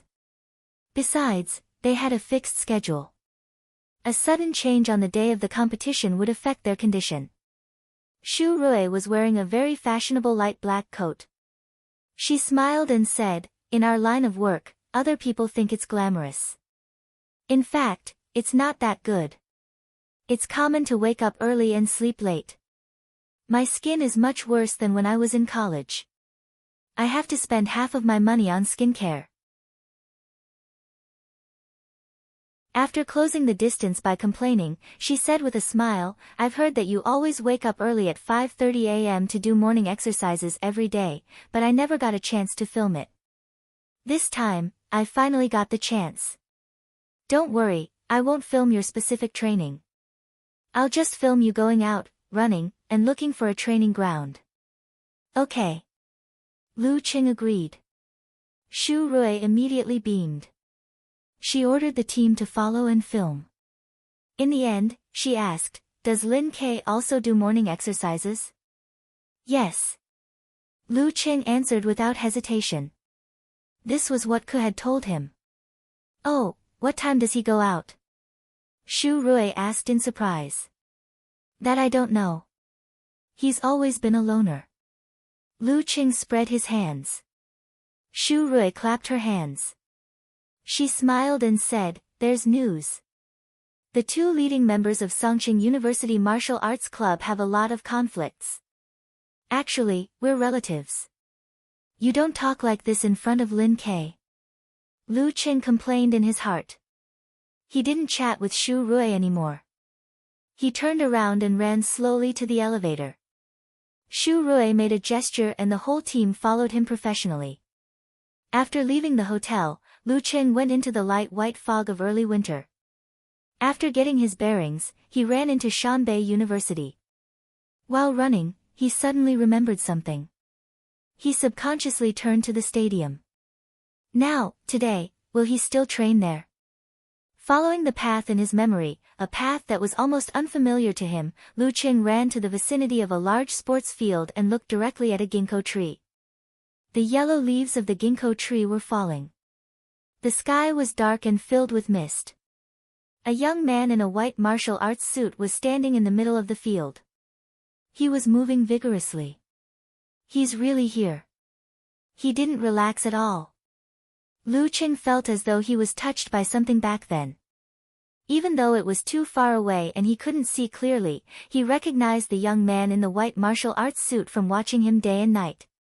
He was the leading member of Shanbei University Martial Arts Club, the direct disciple of Shangqing sect, Peng Liyun.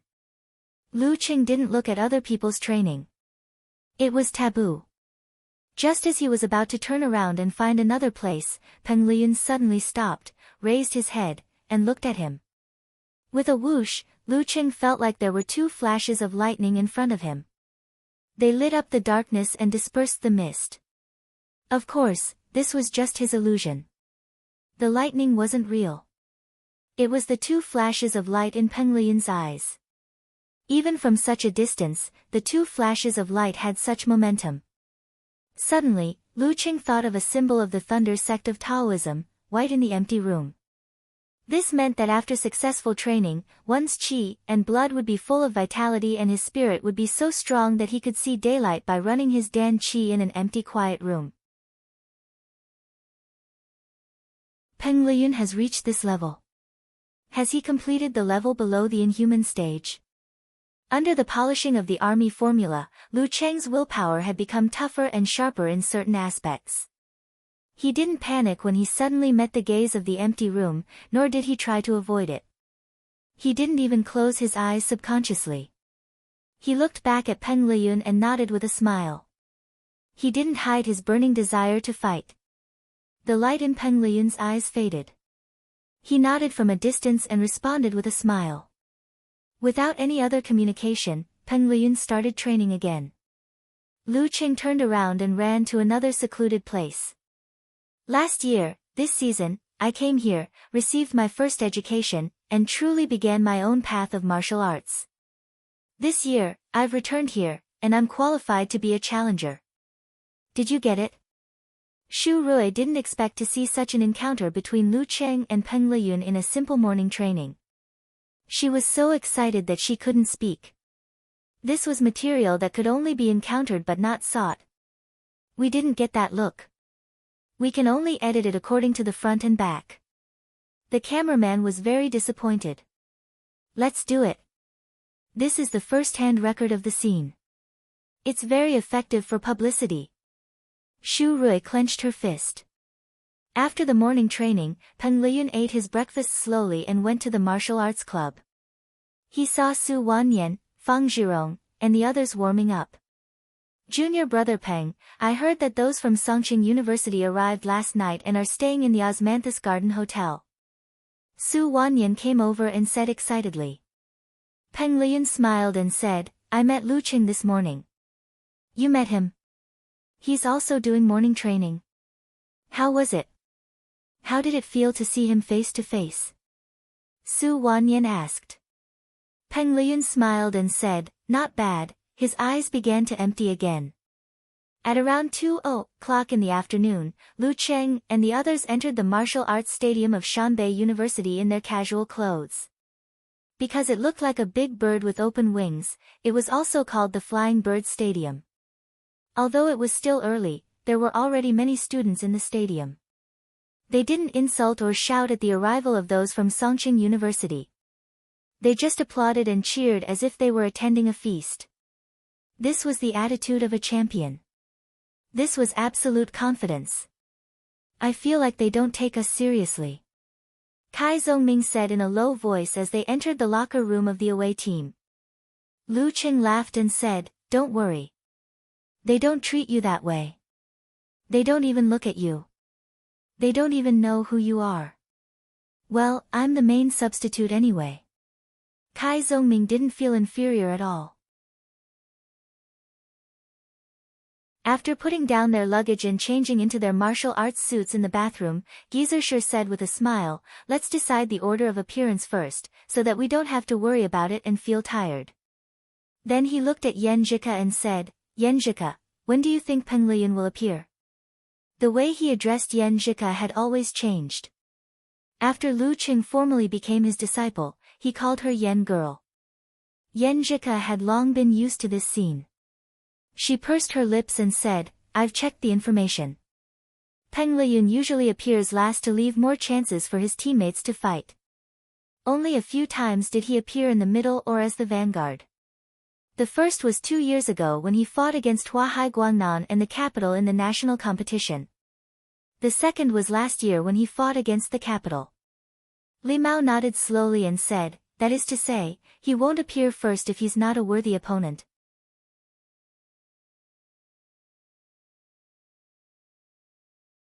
Chapter 329. After hearing Li Mao's words, the whole locker room fell into silence, as if they were asking themselves if Songqing University Martial Arts Club was a worthy opponent for Peng Liyun. In such an atmosphere, Yenjika smiled and answered, no matter what, we are not opponents that he can take lightly. So this time, he will definitely not be the last one to come out. Why? Sun Jian blurted out. Isn't this a contradiction? Peng Liyun didn't come out in advance when he fought Huahai and Guangnan last year. Yenjika smiled and glanced at Lu Qing. Because Cheng's supernatural ability can restrain the Corvine mouth. If Shanbei doesn't want to give us a free match, they will definitely let Su Wanyan come out last. In this way, even if he encounters Cheng, it will be Cheng who has fought hard. He will have a chance to win with his own martial arts strength. Besides, no one knows whether his lucky star can still reflect the Corvine mouth when Chang's condition is low. Without a similar supernatural ability user to help him do the experiment, Lu Qing couldn't figure it out himself. But he vaguely felt that since this supernatural ability was rooted in the gene Dan, his own condition wouldn't affect the result too much. Hearing Yanjika's explanation, everyone calmed down from their tense state and expressed their agreement one after another. Su Wanyan will be the last one to come out. Do you think Peng Liyun will be the vanguard directly or let Fang Zhirong test us first to wear us down? Li Mao asked thoughtfully. Kai Zhongming waved his hand. That's easy. You can figure it out with your toes. Go ahead. Sun Jian, Lin Hua, and the others looked at little Ming with surprise and expectation. Only Lu Qing glanced at him, doubting that he could say anything good. Peng Liyun will either be the first or the second one to come out. Talker answered seriously. Pfft. Sun Jian chuckled and gritted his teeth. You really should be the first to go up. Show off your glib tongue. Look at all of us teammates, we all miss you, Aruba. Sun Jian said in a good mood. Aruba was a game of punishment. It was to lift a boy up, spread his legs, and rub his crotch against a pillar. It was both mentally and physically cruel. I see that you are nervous, so I help you relax. You, don't treat me like this. Kai Zhongming answered with a smile. When he saw Lu Qing, Sun Jian, and Li Mao looking at him with malicious eyes, he stuttered and quickly returned to the topic. In fact, what I want to say is that whether Peng Liyun is the first or the second, it won't have much effect on our order. Since Su Wanyan is the last one, we will definitely be the same as Lin Ke and Lu Qing. After all, if we defeat Fang Zhirong and Peng Liyun, it's definitely better for Qing to deal with Su Wanyan than for Lin Ke to deal with him. As for the other contestant, like Su Wanyan, he would definitely be placed at the end of the match to avoid giving the other contestant a free match. That makes sense. Sun Jian pondered for a moment and nodded. Then it's not you, Aruba. Beside them, Hezi watched and listened attentively, using her eyes and ears to record the details of the interactions between her senior brothers and sisters. As for Shu Rui, in order to ensure that everyone was in good condition, Gizershi refused her suggestion to come in and record the daily routine before the match. Yanjika had been quietly listening to Li Mao's second question. Now she smiled and said, "That's right." With a smile, she said, "Actually, Cheng and I both think that Peng Liyun will be the second contestant." Why? Lin Hua, Li Mao, and the others all looked at her and Lu Qing. Did Peng Liyun pay special attention to him or not? Lu Qing didn't say anything. He just looked at Yanjika with a smile, waiting for her to explain. She pursed her lips and said, "This has nothing to do with Peng Liyun. It's because of Fang Zhirong's character and thoughts. He is very arrogant, unruly, and maverick.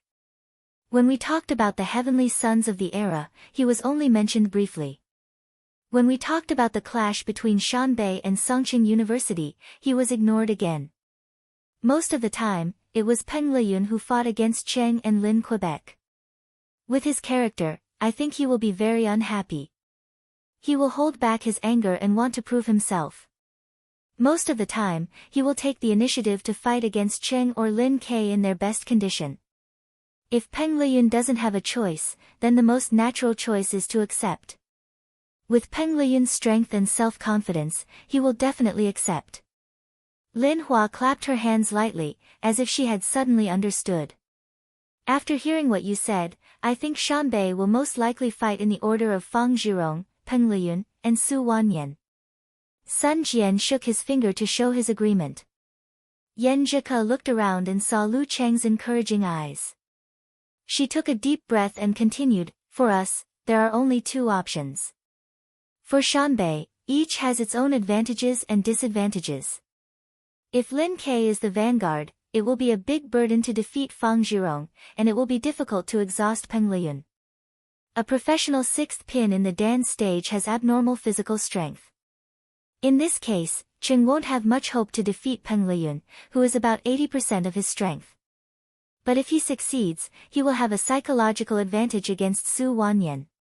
Even if he can't win, he will push Su Wanyan to his limit and give us a chance to hold the line. Su Wanyan, who was close to his limit, was not strong enough to turn the situation around if he faced a professional 9th pin or a professional 9th pin fighter in perfect condition. The simplest example was whether he still had the ability to find a chance to speak. The legend of Lu Cheng's unlimited physical strength had been broken. It was foreseeable that Su Wanyan would not be shaken by this. Everyone listened thoughtfully. They watched Yan Zhika solemnly analyze the second option. If Lu Cheng is the vanguard, he can take advantage of his physical strength. After defeating Fang Zhirong, he can let Peng Liyun fight fiercely and leave Lin Ke with enough hope. This is better than the first option. But a starving camel is still bigger than a horse. After defeating Peng Liyun, Lin Ke is likely to be defeated quickly by Corvine Beak. And Su Wanyan, who is in good condition, should have no problem defeating any of us. Speaking of this, she looked at Geezer Shi, who had been silent all this time, and said, "Coach Shi, which option is up to you in the end?" Geezer Shi coughed twice and laughed. "Let's pick the last one first. Li Mao, you go." "Yes, Coach Shi." Li Mao answered in surprise. Yan Zhika, on the other hand, was a little gloomy. Because it was the hateful period again. After her physical fitness had reached the level of a professional 9th pin, her menstrual cycle had become very regular. It was less early or late, and it was the same this time. Tomorrow was the official date. She had originally thought that she could fight today, but in the afternoon, perhaps due to the pressure of facing the defending champion, she felt like her period was coming. If it was just a strong opponent, she felt that she could fight in such a condition. But the opponent was Shanbei, a terrible enemy that she had to squeeze every chance to win. Considering that her condition was deteriorating, she rationally chose to give up and give the opportunity to Li Mao, who was in good condition and had made great progress. She hoped that senior brother Li Mao would not be nervous at the end. While she was in emotional turmoil, she suddenly felt that her hand was held by Lu Qing quietly. They looked at each other and did not say anything. Geezer Shi cleared his throat and laughed. Since the order of Lin Ke, Lu Cheng, and Lu Cheng has advantages and disadvantages, then we. He made a decision with a, "Hey. Let's draw lots." "Ah. Draw lots?" Lu Cheng was a little dumbfounded, so were the other members. "Isn't this too childish?" In the locker room of Shanbei University. Huang Qing, a middle-aged coach with white hair, glanced at Su Wanyan and said, "You'll fight last." He was a senior coach in the university martial arts circle. Although he was only at professional 8th pin in the Dan stage, he was very good at teaching newcomers. He had trained countless professional 9th pin fighters, including nearly 10 in the Danchi stage. Many martial arts clubs, martial arts schools, and even clubs had hired him with high salaries. Unfortunately, he preferred the atmosphere of the university and thought that the treatment was not bad, so he stayed in the circle. In the last 2 or 3 years, he had been working quietly behind the scenes, overshadowed by Peng Liyun. "Okay." Su Wanyan heaved a sigh of relief and replied happily. Huang Qing was about to continue the arrangement when Fang Zhirong suddenly stepped forward and said, "Coach, I want to fight first."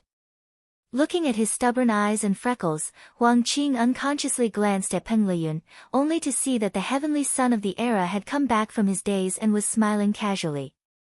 "Okay, you'll be the vanguard." Huang Qing agreed to Fang Zhirong's request. This bad boy took a bit of a wrong path when he entered the university. Thanks to Huang Qing's correction and guidance, he was able to maintain his progress and reach the Dan stage in 1 year. He was Huang Qing's proud disciple. Fang Zhirong nodded hard, then took a deep breath and looked out of the door. "I'll prove to everyone that I'm also a heavenly son of the era." The copyright of this year's university martial arts competition was bought by a big video website, so the match between Shanbei and Songqing University could only be watched on the internet. Brahman had 2 braids hanging in front of her and a pile of snacks in front of her. Her eyes were focused on the computer screen, listening to the conversation between the host and the guest commentator, a high-ranked dance stage grandpa, Zhang He. After listening to Senior Zhang's analysis, I have a general idea. Today's highlight is not whether Songqing University can beat Shanbei, but whether Lu Cheng and Lin Ke can take turns to beat Peng Liyun. The host said excitedly. Bullet comments floated over his head. I don't think it's possible. Come on, Lu Zai. Prove that they are fake heavenly sons. A professional sixth pin fighter's physical strength is abnormal. Peng Liyun really has a chance to win 2 matches in a row. Shangqing Sect Fan Group reporting. Wuyue Club is not afraid. Lu Cheng will create another miracle. Seeing that Peng Liyun's supporters obviously had the upper hand in the bullet comments, Brahman was so angry that she pulled her braids and reached out to turn off the bullet comments. So angry. Out of sight, out of mind. In the office of the Martial Arts Club of Capital College, a group of members were watching the projected live broadcast. Hasn't the president come yet? Shin Yu, who looked clean, asked worriedly. When a cute girl with a round face heard this question, she exclaimed and replied embarrassedly, Senior sister said that she would come over by herself. She told me not to wait for her. Shin Yu covered her face. Oh no, she must be lost again. You guys watch first. I'll call her. In the lively and jubilant atmosphere, Yan Shaoling, Mu Jinyan, and others were a little nervous. Until Geyser came out first, followed by Lu Cheng and Lin Ke, they cheered up and forgot their fear. They took out the small trumpet and blew the welcome horn. When both sides were seated, the referee, a high-ranked Dan Stage, stepped into the arena. The broadcast began to announce the 2 sides of the first match. First round, Fang Zhirong, the announcer paused deliberately to let Fang Zhirong receive the cheers of the audience. Then he shouted in a normal tone, against Lin Ke. The focal battle was about to start.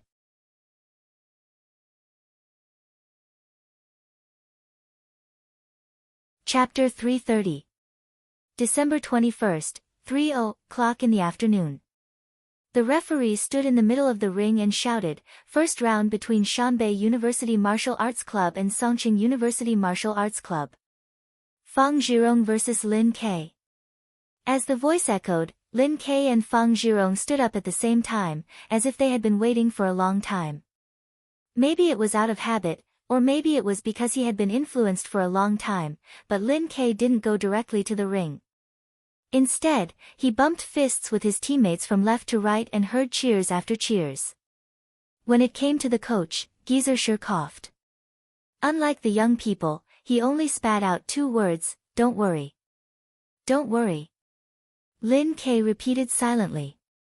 There seemed to be a flash of light in his deep eyes. He turned around and left his seat. Along the path to the defending champion, he walked step by step to the front of the stone steps. Around him, the deafening sound of trumpets rose and fell, one after another, welcoming Fang Zhirong to the ring. Fang Zhirong was a big boy of medium height with a delicate appearance. He looked shy, but his eyes were wild and stubborn. There seemed to be a proud and sharp soul hidden in his body. As soon as he stood on the right side of the referee, he stared sharply at Lin Ke, full of eagerness to fight. Lin Ke didn't show any weakness. He looked back calmly, as if there was a flame burning in the depths of his eyes. Defeating a qualified opponent was what every martial artist yearned for and looked forward to. The tense scene in the ring made the host in the live broadcast room sigh with emotion. Last September, they were both highly anticipated genius fighters in the martial arts circle of the university, but they never got the chance to fight each other. One of them was overshadowed by Peng Liyun's brilliance, and the other was overtaken by Lu Cheng, whose brilliance was overshadowed by Lu Cheng. Both of them have their own shortcomings. Today's duel will definitely have a loser and a winner. Well, we can't rule out a tie. In short, the winner will get back the glory that belongs to him, and the loser will be dejected, suffer greater setbacks, and bear greater pressure. Senior Zhang, who do you think will win? It's hard to say. Zhang Heran shook his head and didn't make a definite judgment. They have just entered the dance stage a few months ago and are still in the stage of advancing by leaps and bounds. How many moves of the fighting sect has Lin Ke mastered? How many breakthroughs of the meteor force has Fang Zhirong made? What new things have Fang Zhirong comprehended from the incomplete dark sect, plague sect and magnetic sect? None of these are known to outsiders. In other words, they don't know much about each other. This competition is full of variables. While the host and the guests were chatting, the referee looked around and extended his right hand. Conversation time starts now. Fang Zhirong smiled bashfully. The fighting spirit in his eyes grew stronger. When I first entered university, I kept hearing your name and was always compared to you. It was inevitable that I wanted to fight with you. But last year, President Su awakened the Corvine Beak supernatural ability and didn't give me a chance. Now, I can finally officially fight with you. At this point, he was no longer courteous. Let's see who is more powerful and who doesn't live up to his name. Let's see who is the real heavenly son of the era. Since August, I have been holding my breath, waiting for today, waiting for the battle to prove myself. Facing his provocative words, Lin Ke didn't even blink. He stood there with a blank expression. He was silent, brewing, and secretly counting. Fang Zhirong knew his opponent's usual behavior, so he didn't care. After speaking his mind, he felt relieved and began to adjust his body slightly. He rotated the local magnetic field and pushed his state higher bit by bit. When the conversation time was coming to an end, he suddenly saw Lin Ke open his mouth and reply to his previous words. Unfortunately, you are not Peng Liyun. Unfortunately, you are not Peng Liyun. Does that mean I'm not qualified? Is there a big gap between me and Peng Liyun? Fang Zhirong was hit in the part of his heart that he didn't want to be touched. Because of his deeply hidden inferiority, he was furious. Like a stray cat whose tail was stepped on, his pupils contracted and his hair stood on end. He was about to rush forward and tear his enemy apart. Sooner or later, I will defeat Peng Liyun. Sooner or later, I will surpass him. This day, will start with defeating you. Just as Fang Zhirong was about to come to his senses and suppress his emotions, the referee raised his right hand and suddenly swung it down. Begin. Lin Ke's grasp of the enemy's psychology and his use of time could be described as accurate. He was worthy of being a top student of the psychology department. However, when it came to psychological problems, those who could treat themselves couldn't treat themselves. Moreover, they were resistant to other people's treatment. Fang Zhirong was burning with anger. He bent his back and rushed toward his opponent in a zigzag manner, sticking close to the ground. His speed was extremely fast and his footwork was very strange. His opponent couldn't grasp where he would land every time. Lu Cheng's snake steps mixed with mercurial balance paled in comparison to his current state. Even if he was furious, Fang Zhirong was still a battle-hardened martial artist. He had seen Lin Ke's previous matches and had a deep impression of Lin Ke's lightning-fast attack at the beginning of the match. He didn't give him such a chance. Lin Ke looked indifferent. He didn't make the first move. His muscles and fascias operated and his feet moved toward Fang Zhirong, turning from passive to active. The sound of wind filled the arena. The two of them moved quickly and kept crossing each other. Each of them was looking for the best opportunity to attack. However, as soon as such an opportunity appeared, it was often covered by the opponent's footwork. They didn't collide for dozens of seconds, as if they were performing a dance for the audience. The layman enjoyed the show, while the expert appreciated the skill. While the audience was slightly disappointed that there wasn't a physical fight, Lu Cheng was watching attentively. His brother-in-law and Fang Zhirong's footwork were different. Fang Zhirong's footwork was ingenious. He moved in a straight line like a shooting star. He won with speed and won with skill. The other was curved but not straight. He moved in circles and was more unpredictable. He was like a ghost in the dark night. Of course, They weren't very accomplished in this aspect. They were obviously weaker than Qiu Lin, who had practiced her family's footwork to the level of lotus steps, accompanying clouds and thunder. Lu Cheng had to practice yu steps to the level of astral wind steps. When he walked, he was surrounded by astral wind and made continuous explosive sounds. Only then could he be considered a match. After a few more rounds, the distance between the two of them was getting shorter and shorter. Lin Ke and Fang Zhirong seized the opportunity almost at the same time.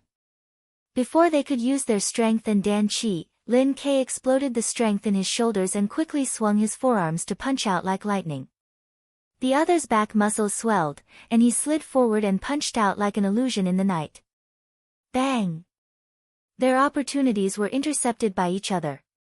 The two fists collided in mid-air, making the first muffled sound of the match.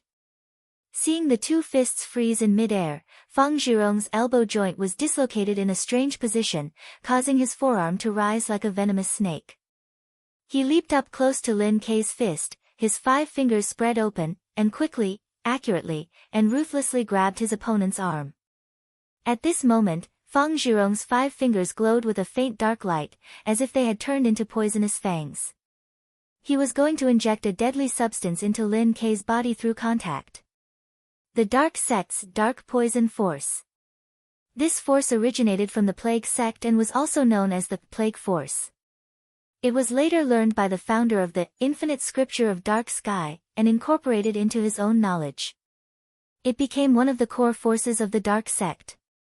Compared to the original version, it was less poisonous and more mysterious. No matter where Lin Ke was touched, as long as it was not blocked by his force, he would be poisoned. Although the dark poison force that Fang Zhirong had mastered couldn't threaten Lin Ke's life with his current state, it could at least cause various negative effects, such as dizziness, difficulty in breathing, chest tightness and shortness of breath, effectively reducing the opponent's strength. Moreover, the poison would definitely accumulate, stacking over and over again. It would be difficult for Lin Ke to withstand it. Fang Zhirong's 5 fingers were like fangs that were about to bite down. It was so fast that it was impossible to dodge. At this moment, the muscles on Lin Ke's arms suddenly tightened and contracted, tightly sticking to his bones. It made that part of his body shorter out of thin air, causing Fang Zhirong's poisonous fangs to be slightly faster. It was as if he was trapped in a place of nothingness. This tightening and contraction was not normal. It was done by Lin Ke's force concentration. Following that, he didn't try to grab his opponent's wrist. Instead, he spurted out his Dan force and stomped his left foot. The 16th move of the fighting sect, earth cracking. Boom! The sound exploded from inside the arena. The ground under Fang Zhirong's feet suddenly cracked open, with a strong force rushing up like a volcano coming to life. Compared to the previous move, Lin Ke's move had improved a lot. Fang Zhirong felt pain in the sole of his foot and couldn't help but pull back his leg. His body lost its balance and became unsteady. During this process, his right hand moved up and his 5 fingers left Lin Ke's arm. He couldn't catch Lin Ke anymore, so he injected the poison force. Lin Ke's eyes flashed. He wanted to seize the opportunity to start a combo. In this situation, Fang Zhirong didn't follow the momentum of the swaying to avoid the follow-up attacks with his footwork. He also didn't use force concentration to circulate his qi and blood to stabilize his body and defend against the counterattack. Instead, he swayed his center of gravity, exerted strength in his shoulders, and swung his right hand backward, hitting Lin Ke's arm with the back of his palm. He did some visualization in his mind. The darkness on his fingertips faded quickly, and the edge of his palm was stained with a touch of green. Bam! Lin Ke, who was about to attack, couldn't dodge in time. The back of Lu Cheng's hand brushed past his forearm. His vision suddenly turned black and he felt an indescribable pain. It was as if he had suffered a fracture, as if he had been hit in a vital part. It was just a brush, but it hurt so much. The 27th move of the Plague Sect, Scorpion Tail Needle. Feng Zhirong hadn't wasted the past few months. Not only had he mastered the force, but he had also mastered two unique moves. This move couldn't bring out the toxicity of the dark poison force, but it could cause more pain than normal, which would obviously affect the enemy. Although Lin Kei's right hand wasn't hurt, it still felt like it was disabled because it was uncomfortable when he used force. At this time, Feng Zhirong finally swung away and staggered back a few steps. Lin Kei knew that this kind of stimulation could be resolved by shrinking his qi and blood, force and spirit, but it was equivalent to wasting a chance to break out the Dan stage. Therefore, he stubbornly clenched his teeth and endured the pain without doing anything. His face was pale and his forehead was covered in cold sweat.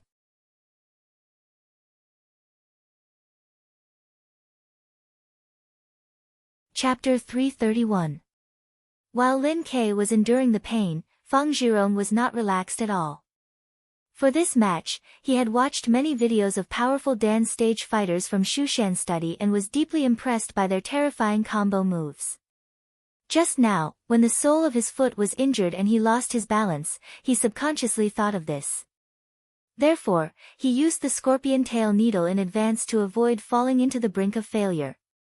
His original plan was to use this move of the plague sect at the critical moment and take advantage of Lin Kei's sudden pain to seize the opportunity to win.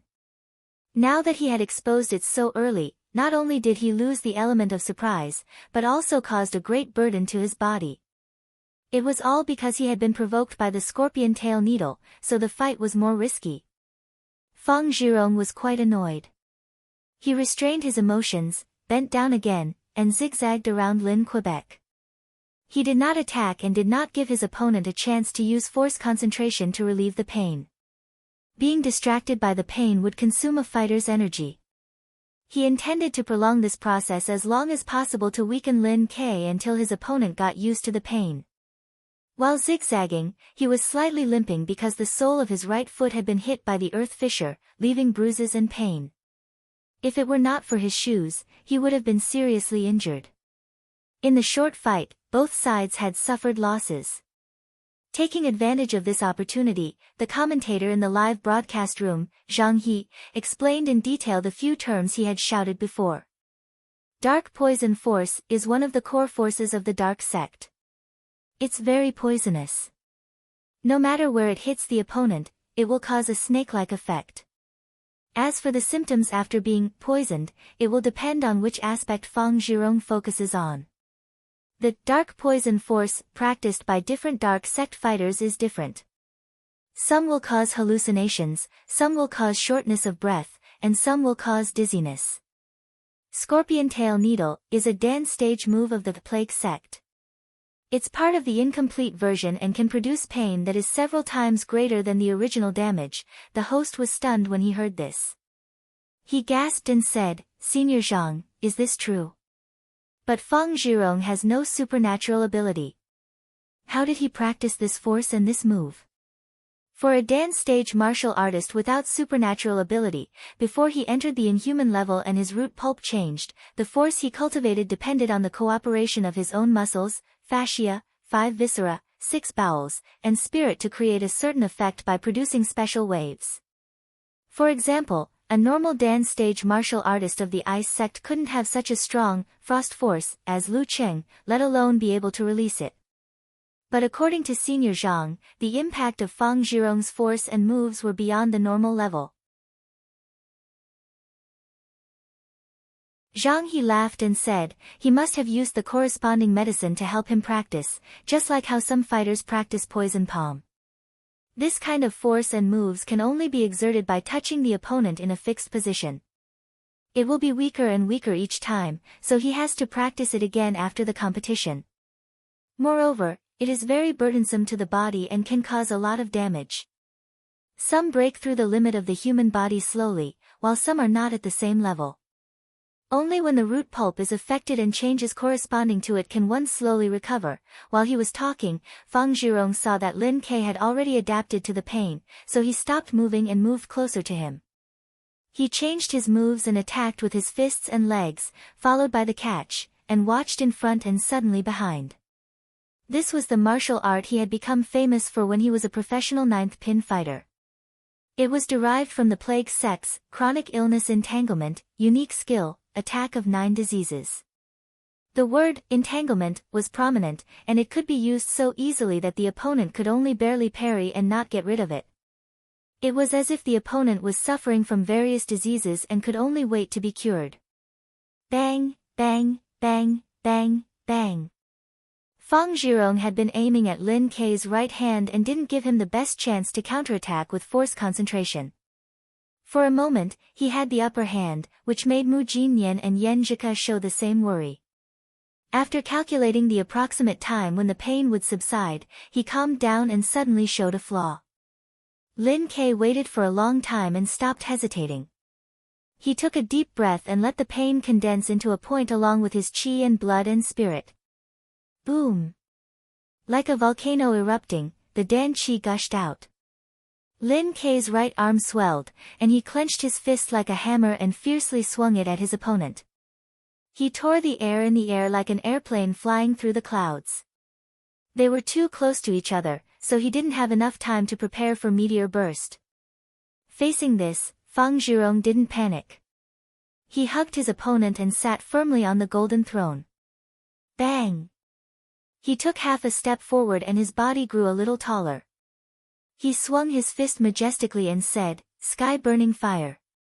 Bang! The 2 fists froze in midair. Fang Zhirong's feet sank into the ground. His martial arts shoes, which had long been damaged, were torn into pieces and scattered in different directions. Lin Kei, on the other hand, didn't move at all. He was about to use double explosion to give his opponent another, earth-splitting, attack. At this time, Lin Kei suddenly felt a strange suction from his opponent's fist, which slowed down the withdrawal of his right hand. Magnetic sect. He thought. He took a deep breath and shook his muscles. Not only did he stop the withdrawal, but he also took the opportunity to punch forward. He used the yin-yang twist to attack Fang Zhirong with the help of the suction force. Seeing this, Fang Zhirong was not surprised but happy. His face reddened, and he shook and twisted his wrist. The suction force suddenly changed into a repulsive force, which slowed Lin Kei's attack. It was this delay that made Fang Zhirong's body explode. It was like there were turbines running crazily. He controlled his body and changed the magnetic field in the subtle parts of his body. They stimulated and influenced each other, superimposing a terrifying explosive force. Magnetic sect, rotation of poles, magnetic field rotation. With a boom, he punched and blasted the air in front of him. He blasted towards Lin Kei with a crushing force. He didn't use force concentration for this attack, but it was almost as powerful as a Dan stage explosion. When one reached the inhuman stage, one's control was stronger, and one's body had changed. Many visualizations were no longer necessary. This move could be used together with force concentration to double the effect of a Dan stage explosion. Of course, the burden was not just doubled. Fang Zhirong used drugs to train his strength, and his body was damaged. The number of times he could use force concentration was less than a normal Dan stage, and he could only use double explosion once. Therefore, he practiced this move painstakingly to make up for his shortcomings.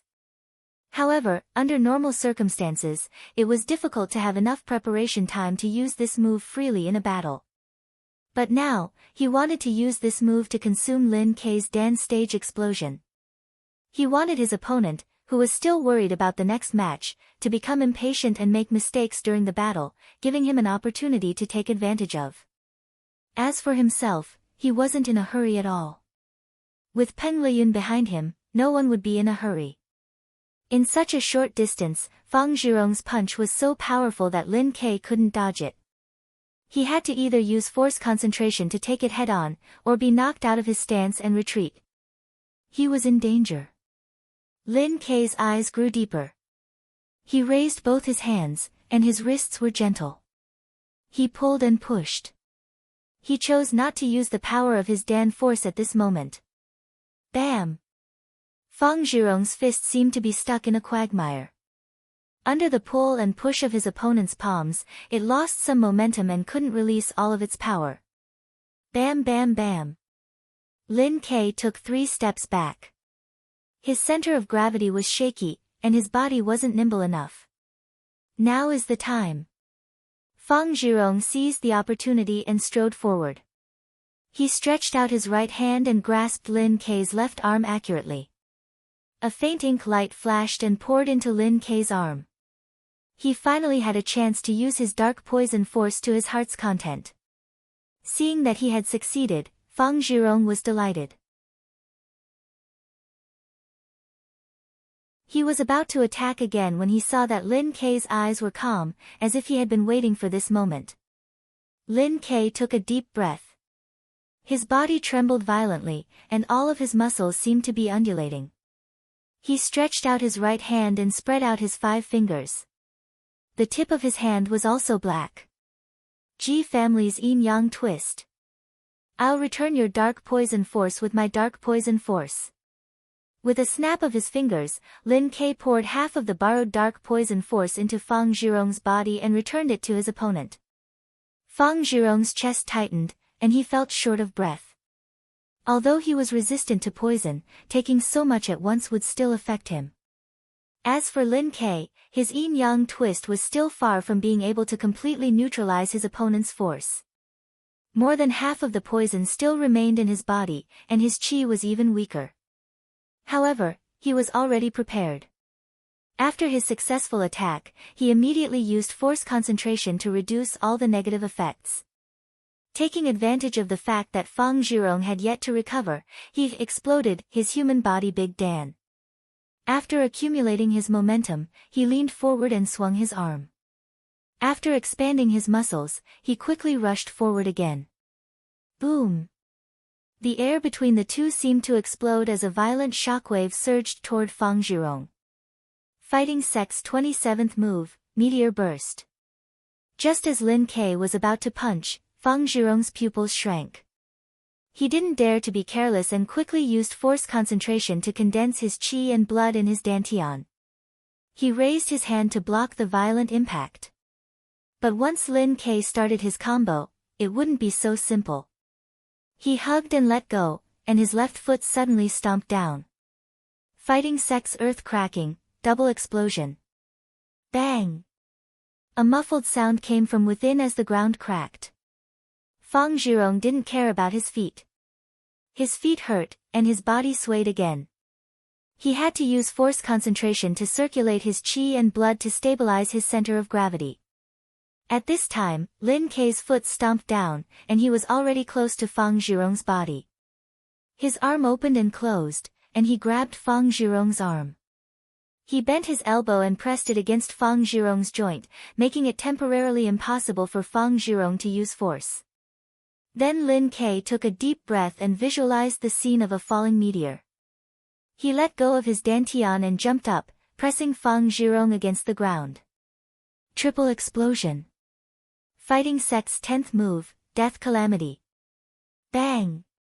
Fang Zhirong was dizzy from the fall and lost the ability to fight back.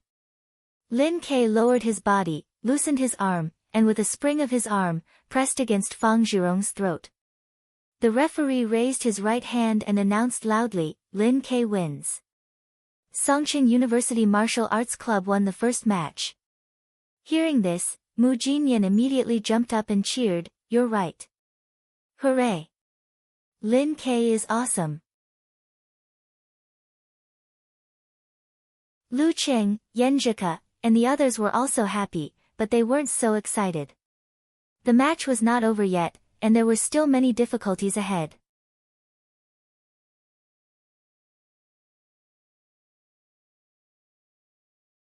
Chapter 332. In the live broadcast room of the video website, the commentator, Zhang He, was full of praise for Lin Ke's attack. If you look at the 3 moves separately, they're just so. The application of force is more important than the cleverness of the moves. But the connection between them. The connection is just right. One move after another, leaving no chance for Fang Zhirong to escape. Lin Ke seems to have grasped some of the essence of the combo of the fighting sect. In the end, Fang Zhirong couldn't fight back. Firstly, his arm was caught. Secondly, his joints were pressed. Thirdly, Lin Ke must have sent a corresponding force into his body, which affected him and made him unable to use his full strength. Otherwise, how could this combo be called death? When Lin Ke grabbed Fang Zhirong, pay attention to his fingers. There's also the performance of dark poison force. This should be a unique skill derived from the shifting stars of the fighting sect. If I'm not wrong, it's probably the yin-yang twist of the Ji family. Risky, a little risky. With Lin Ke's realm, it's a little risky. Lin Ke held back at the end. If he didn't hold back, with Fang Zhirong's current physique, he would have lost half of his life. If he was unlucky, his spine would have hit a sharp stone. Then he would have been paralyzed, Fang Zhirong too. Sigh, how should I say this? Others are incoherent once they succeed. But he got it in one move and forgot to be cautious. He wanted to win too much and cared too much. Listening to old Master Zhang's explanation, the bullet screen floated by. Damn, Lin Ke was so cool when he grabbed Fang Zhirong and pressed him down. My blood is boiling from watching this.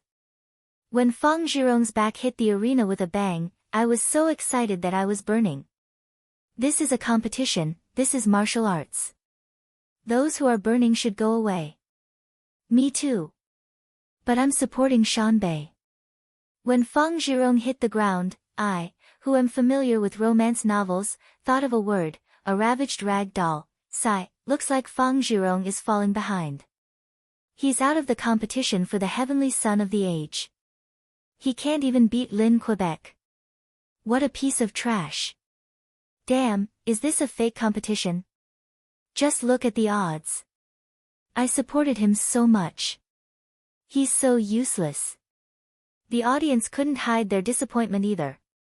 No one wanted to see Lin Ke lose, but as supporters of the defending champion, they had experienced the test of battle time and time again, so they restrained their emotions and sincerely applauded Lin Quebec.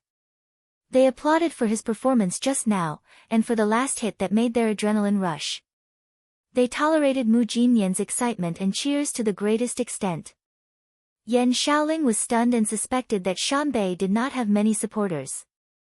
Most of the people present were hired extras. His demeanor is not bad. I can let myself loose later. She thought silently. Amidst the applause, the Shanbei students subconsciously turned their eyes to the home team seats, waiting for the king to pick up his scepter and ascend to his throne to appease the disappointment in everyone's hearts. Ever since he entered university, he had never really failed. Peng Liyun cast his gaze towards the ring and unhurriedly unzipped his clothes. He took off his winter coat, revealing the martial arts suit underneath.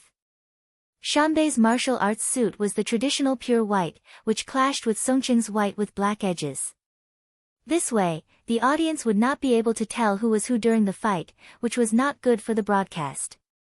Therefore, the defending champion showed his elegance and wore a spare black suit. Peng Liyun's black suit made his skin look like white jade, with a faint glow. His whole temperament was cleaner and cleaner, like a god or an immortal. On the chest of his martial arts suit, there was an embroidered pattern of 2 crowns, which symbolized that Shanbei had won 2 national university martial arts competitions championships. 2 years ago, there was none. Under the watchful eyes of the audience, Peng Liyun flicked his clothes, collected his thoughts, and stood up with a focused gaze. The moment he stood up, the audience went wild. Countless voices merged into one shout, "Champion!" On the arena, Lin Ke let go of Fang Zhirong and took 2 steps back. He opened his mouth and breathed in big gulps of thin air. This was because he had consumed a lot of energy and was tired. It was also because of the remnants of the dark poison force that was still affecting his body. Dark poison force was poisonous. Unlike shock and pain, which could be completely neutralized by force concentration, there were bound to be side effects. It needed to be completely eliminated through the body's metabolism. If one encountered a martial artist who had mastered this kind of force and didn't have a strong enough physique, they might need to be treated with medicine to truly recover. When Lin Ke did not use force concentration to deal with Fang Zhirong's rotation of 2 poles, he already had the idea of taking the risk of resisting the dark poison force and using the yin-yang twist to surprise his opponent. The reason for this was that he felt that the combination of the dark sect and the plague sect was strange and poisonous. If he was not careful, he would fall into the trap and lose the match. It was better to take the initiative to create an opportunity and grasp the victory in the palm of his hand. Even if he had to pay a high price, he would not hesitate. If he wanted to defeat an opponent like Fang Zhirong, it was impossible to do so without paying a price. Although Geyser had specifically told him to not be hasty before entering the arena, Lin Ke still believed in his own observation and judgment when it came to performing on the spot. Fang Zhirong struggled to stand up. His eyes were full of anger. He was angry at his opponent, but even more angry at himself. If he had not been happy after the dark poison force had entered Lin Ke's body and had not planned to take the opportunity to attack again, he would have immediately dodged like a normal dark sect member to open up a distance to prevent the opponent's fierce counterattack and wait for the toxins to fully take effect. There was no possibility of being hurt by the unique skill derived from shifting stars. In that case, not only would Lin Ke have to use one Dan stage explosion to reduce the toxins, but he would also be weakened to a certain extent in the future. Then, he would have more or less secured victory. Regret and pain were like a poisonous snake gnawing at Fang Zhirong's soul. He did not care about politeness. He turned around and stumbled out of the arena. The anger in his body seemed to be about to be vented at any time. He could already imagine what kind of comments would appear on the internet. At the thought of this, he felt more sullen, more regretful, more angry, and more painful. When he met Peng Liyun on the way, Fang Zhirong was completely immersed in his own world and did not notice him at all. Or rather, he did not want to notice him. They brushed past each other and did not interact. Peng Liyun took a light breath and shook off the little emotions in his heart. He walked to the front of the stone steps with a smile and stepped onto the arena step by step. He did not release his imposing manner. Just the various halos on his body made Lin Ke subconsciously hold his breath. A man's name was like a tree's shadow. The heavenly son of the age naturally had an intimidating aura. In the guest team seats, Lu Cheng, Yan Zhika, and the others also focused their expressions. They restrained their joy and became serious and silent. Lin Ke had performed a force concentration and then completed the triple explosion. There was still the influence of the dark poison force in his body. How much fighting strength did Lin Ke have left? How much could he shake this heavenly son of the age? In the oppressive atmosphere, only Geyser was nagging to himself, Lin Ke is also a person who does not listen to reason. I told him not to rush, but he just had to rush. If Fang Zhirong was not agitated by him and also became anxious and wanted to win more, he would have lost. Sigh, he does not listen to the advice of an old man. Sigh, sigh, sigh. He actually did not suffer in front of him. Peng Liyun and Lin Ke stood on both sides of the referee amidst the shouts of "champion" that filled the arena. The referee did not delay and announced loudly, "Second round, start." The sound of "start" was still echoing. Just when everyone thought Lin Ke would use the tactic of avoiding the opponent's main force to save his strength and try to exhaust Peng Liyun and seize the opportunity to break out the dance stage at the critical moment, the qi, blood, and force around his body suddenly contracted and condensed, then expanded and expanded. With a bang, it was as if a bomb had exploded under Lin Ke's feet. Countless pieces of debris flew out in all directions. His entire body turned into a high-speed heavy truck, as if he was chasing after the sound. He rushed towards his opponent with a buzzing sound, closing the distance between them in the blink of an eye. But just when he took a step, Peng Liyun seemed to have a premonition. His qi and blood condensed and his waist swayed like a cloud, naturally and harmoniously bouncing out. He faced the challenge head-on and did not avoid it at all. With this flick, there seemed to be an afterimage in the air. It seemed that in just an instant, Peng Liyun had arrived in front of Lin Ke, despite moving later. Dong! Peng Liyun stomped on the ground and shook the arena. Lu Cheng and Li Mao, who were sitting in the away team seats, could feel the power of 10,000 galloping horses. They saw Peng Liyun's arm swing back and threw out a punch like thunder breaking through the sky. The 36th move of the Thunder Sect, Flash Attack. Lin Ke hurriedly stopped and turned the kinetic energy into strength. His muscles bulged and he raised his arm. His fist turned into a cannonball and shot out like a bolt of lightning. He knew Peng Liyun had Flash Attack, but he did not expect his opponent to have predicted that he would cut off all means of retreat. Boom! The meteor exploded, and the airflow turned into waves that flooded toward Peng Liyun. However, the god's favored one's fist forcibly dispersed the shockwave, passed through the gale, and collided with Lin Ke's right fist. The muffled sound was covered by the explosion. Lin Ke's body leaned back as if he could not bear it and was about to fall back. But he once again used force concentration to reverse his chi and blood. He controlled his center of gravity, stabilized his stance, and stepped out with his left foot.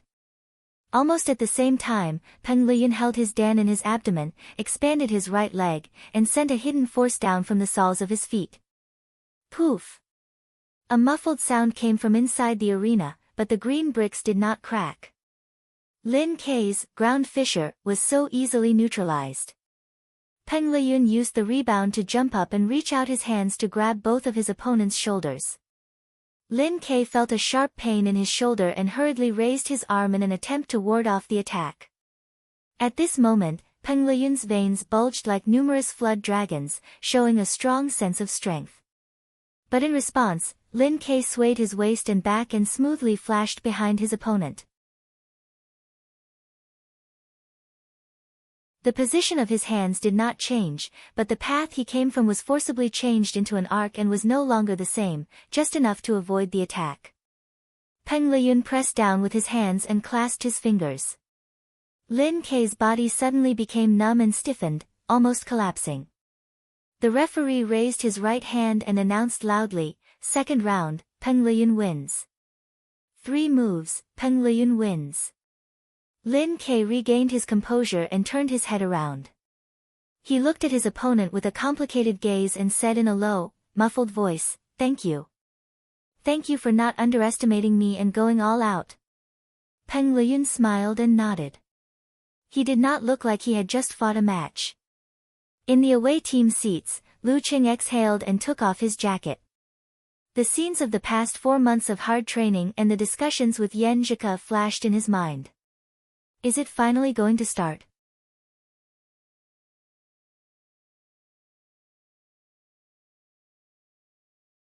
Chapter 333.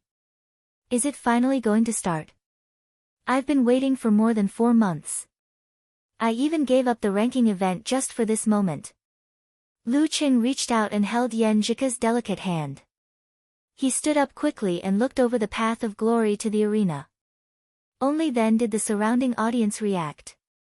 They all sighed in satisfaction, praising the king of Flying Bird Hall for defeating his opponent so easily. They shouted in unison and sincerely called out, "King! Number 1! Number 1 in the University Martial Arts Circle." Hearing their praise, Mu Jinyan couldn't help but stomp her feet. She looked at Lin Ke with pity and bit her lip. So angry. You bully our Lin Ke who just finished a fight. On the interface of the live broadcast website, there was a fierce argument on the bullet screen. Only 3 moves. Lazai just warmed up. Lin Ke is just a so-so. He's not qualified to be a candidate for the heavenly son of the age. Peng Liyun is indeed a true genius. So what if it's only 3 moves? Lin Ke just defeated Fang Zhirong and consumed a lot of energy. What's more, he's still under the influence of the dark poison force. He's 2 levels lower than Peng Liyun. Losing in 3 moves doesn't mean anything. Stubborn. Didn't he say that he's 2 levels lower than Peng Liyun? Is he still a candidate for the heavenly son of the age? That's right. Lin Ke is 1 year younger than Peng Liyun. Isn't it normal for him to be weaker than him? He'll catch up sooner or later. Catch up? Can he reach 2 levels in 1 year? Can he reach the level of 6th pin by this time next year? I think it's hard, no, almost impossible. There were many viewers who supported Peng Liyun, but there were also many who supported Lin Quebec. A young martial artist who was strong, handsome, and cold would always attract people's love. The two sides were arguing fiercely for a while, and the bullet screen almost completely covered the video above. Senior Zhang, what do you think? Is the gap between Lin Ke and Peng Liyun so big? The host seized the opportunity and threw a question to the commentator. Zhang He chuckled and said, there is definitely a gap. Peng Liyun is at least a year ahead of Lin Quebec. If Lin Ke had caught up with him, then he wouldn't be called the Heaven's Pride of the era. As for how big the gap is, we'll have to wait until Lin Ke fights with Peng Liyun in perfect condition to know. As for this battle, if Lin Ke didn't go all out, he wouldn't have lost in 3 moves. Do you mean Lin Ke made a wrong choice? Too impatient and risky? The host keenly asked in return. Zhang He shook his head and said, it's hard to say. I'm inclined to think that Lin Ke was greatly affected by the dark poison force. He consumed a lot of energy and his physical strength was severely reduced. His resistance was weakened. If he had used other methods, he might not have been able to hold on for long. It was better to take a risk and see if he could find an opportunity to give Peng Liyun a set of consecutive moves. Even if he couldn't win, he could at least tire his opponent. But who knew that Peng Liyun's absolute reaction was getting more and more powerful? He was able to sense the malice and the subtle preparations of the body and made the best response. After hearing what you said, I think Peng Liyun is so strong that he has no friends. Lu Cheng is also in danger. With the strength of 6th pin close to the inhuman stage, the battle just now was really just a warm-up. The host sighed. At this time, Lu Cheng first high-fived Yan Zhika, then turned around and waved his fist at Sun Jian, Li Mao, and the others. Come on. Kai Zhongming and the others clenched their fists and responded. Without further delay, Lu Cheng was about to leave his seat and go to the arena. At this time, Yan Zhika bit her pink lips and suddenly shouted in a low voice, Cheng, yes? Lu Cheng turned to look at his girlfriend in confusion. Yan Zhika's eyes were bright and firm. She slightly dodged and reached out her delicate hand to hold Lu Cheng's finger. Then she pursed her lips and summoned up the courage to say, darling, come on. In public, surrounded by a sea of spectators, behind and around her were the eyes and ears of her teammates of the martial arts club. Yan Zhika's pretty face was red with embarrassment, but she still finished the sentence without hesitation. As for whether she would be laughed at, whether it would be filmed, or whether there would be other effects, she didn't want to think about it and didn't care. At this time, it was more important to support and encourage Cheng. Lu Cheng was surprised at first, then showed a surprised smile. He held her soft hand and nodded heavily with surging warmth. Without saying anything, he turned around and walked to the arena. His right thumb rubbed the ring on his left palm. I'll do my best. On the way, he saw Lin Ke walking towards him, gasping for breath. Lin Ke stopped in his tracks. His eyes were filled with the pain and unwillingness that Lu Cheng remembered so deeply. Even though he lost to the powerful Peng Liyun, even though he had defeated Fang Zhirong, he still felt that he didn't do well enough and that he could do better. That kind of painful emotion rolled and burned in his usually deep eyes. Just when Lu Cheng thought that his brother-in-law would say, I'm sorry, like he did when he beat up Wenqing School, Lin Ke took the initiative to reach out and bumped fists with him. He said in a hoarse voice, come on. Come on. Carry my pain and carry everyone's hope. Come on. Don't be affected by my emotions, come on. Lu Cheng exhaled and walked past Lin Quebec step by step. He approached the stone steps. His body was adjusting, his momentum was gathering, and his fighting spirit was rising. He hadn't fought with all his strength for more than 4 months. He was still not used to the feeling of bursting out to the extreme. Clap. Clap. Muffled sounds kept coming out of his body, as if a machine that had not been used for a long time was removing rust, applying lubrication, and adjusting accurately. When he ascended the arena and stood before Peng Liyun, his entire body's imposing aura erupted and was sharp like the edge of a weapon, and he didn't have the slightest bit of idleness and unfamiliarity. Lu Qing stared at Peng Liyun's smiling eyes and watched his leisurely starting posture. Lu Qing also got into his stance, with his left hand low and his right hand high. Then let's fight. Then burn to your heart's content. The referee raised his right hand and was about to swing it down. In front of the computer screen, Brahman unconsciously tightened her 2 braids and forgot about the snacks beside her. She couldn't care less about posting on the forum. She focused on her eyes and froze her nervousness. It's starting, it's starting. I've been looking forward to this battle for more than 4 months. Unparalleled Dragon King posted a toast emoji in the live broadcast post of Lu Cheng's fan forum. Big sister, it's about to begin. Boss, what a coincidence. Senior sister, you're finally here. In the office of the Martial Arts Club of Capital College, a group of people stared at the screen from the corner of their eyes and looked towards the door.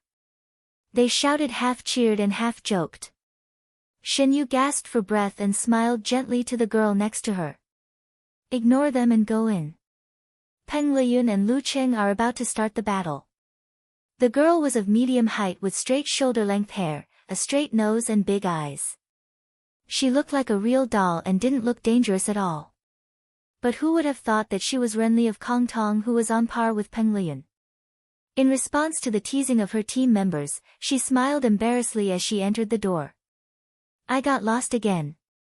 Sorry to keep you waiting. Ha, Shaoli, I think I have no sense of direction. No, I'm not a sense of direction. I got lost because of you. Chen Digua, another leading player of Capital College, spread his hands and laughed.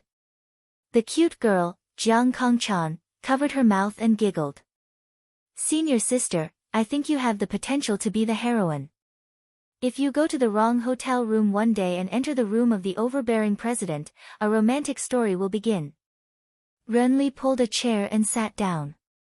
She answered calmly, overbearing president. 1 punch is enough.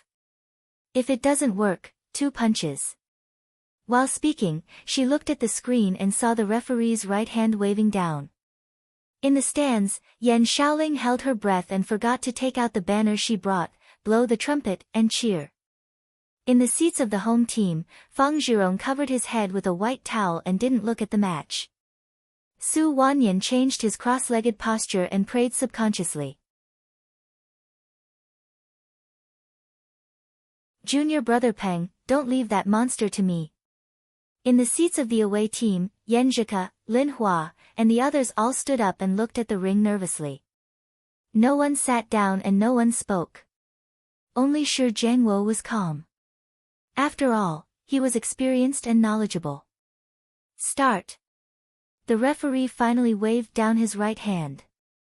Lu Qing felt the ground shake when the sound was still in his ears. Almost at the same time, he saw Peng Liyun appear in front of him with his clothes sticking close to his body. The flash attack movement was worthy of its reputation. Lu Qing didn't know how to deal with it until he met it face to face. He adjusted his muscles and visualized a mighty god with the head of a beast and the body of a human standing on a red dragon to suppress the violence of the flame in his body. He leaned forward, lowered his left hand, shook his wrist, and threw out a red flame that was moving close to the ground. The red flame contained a dangerous aura.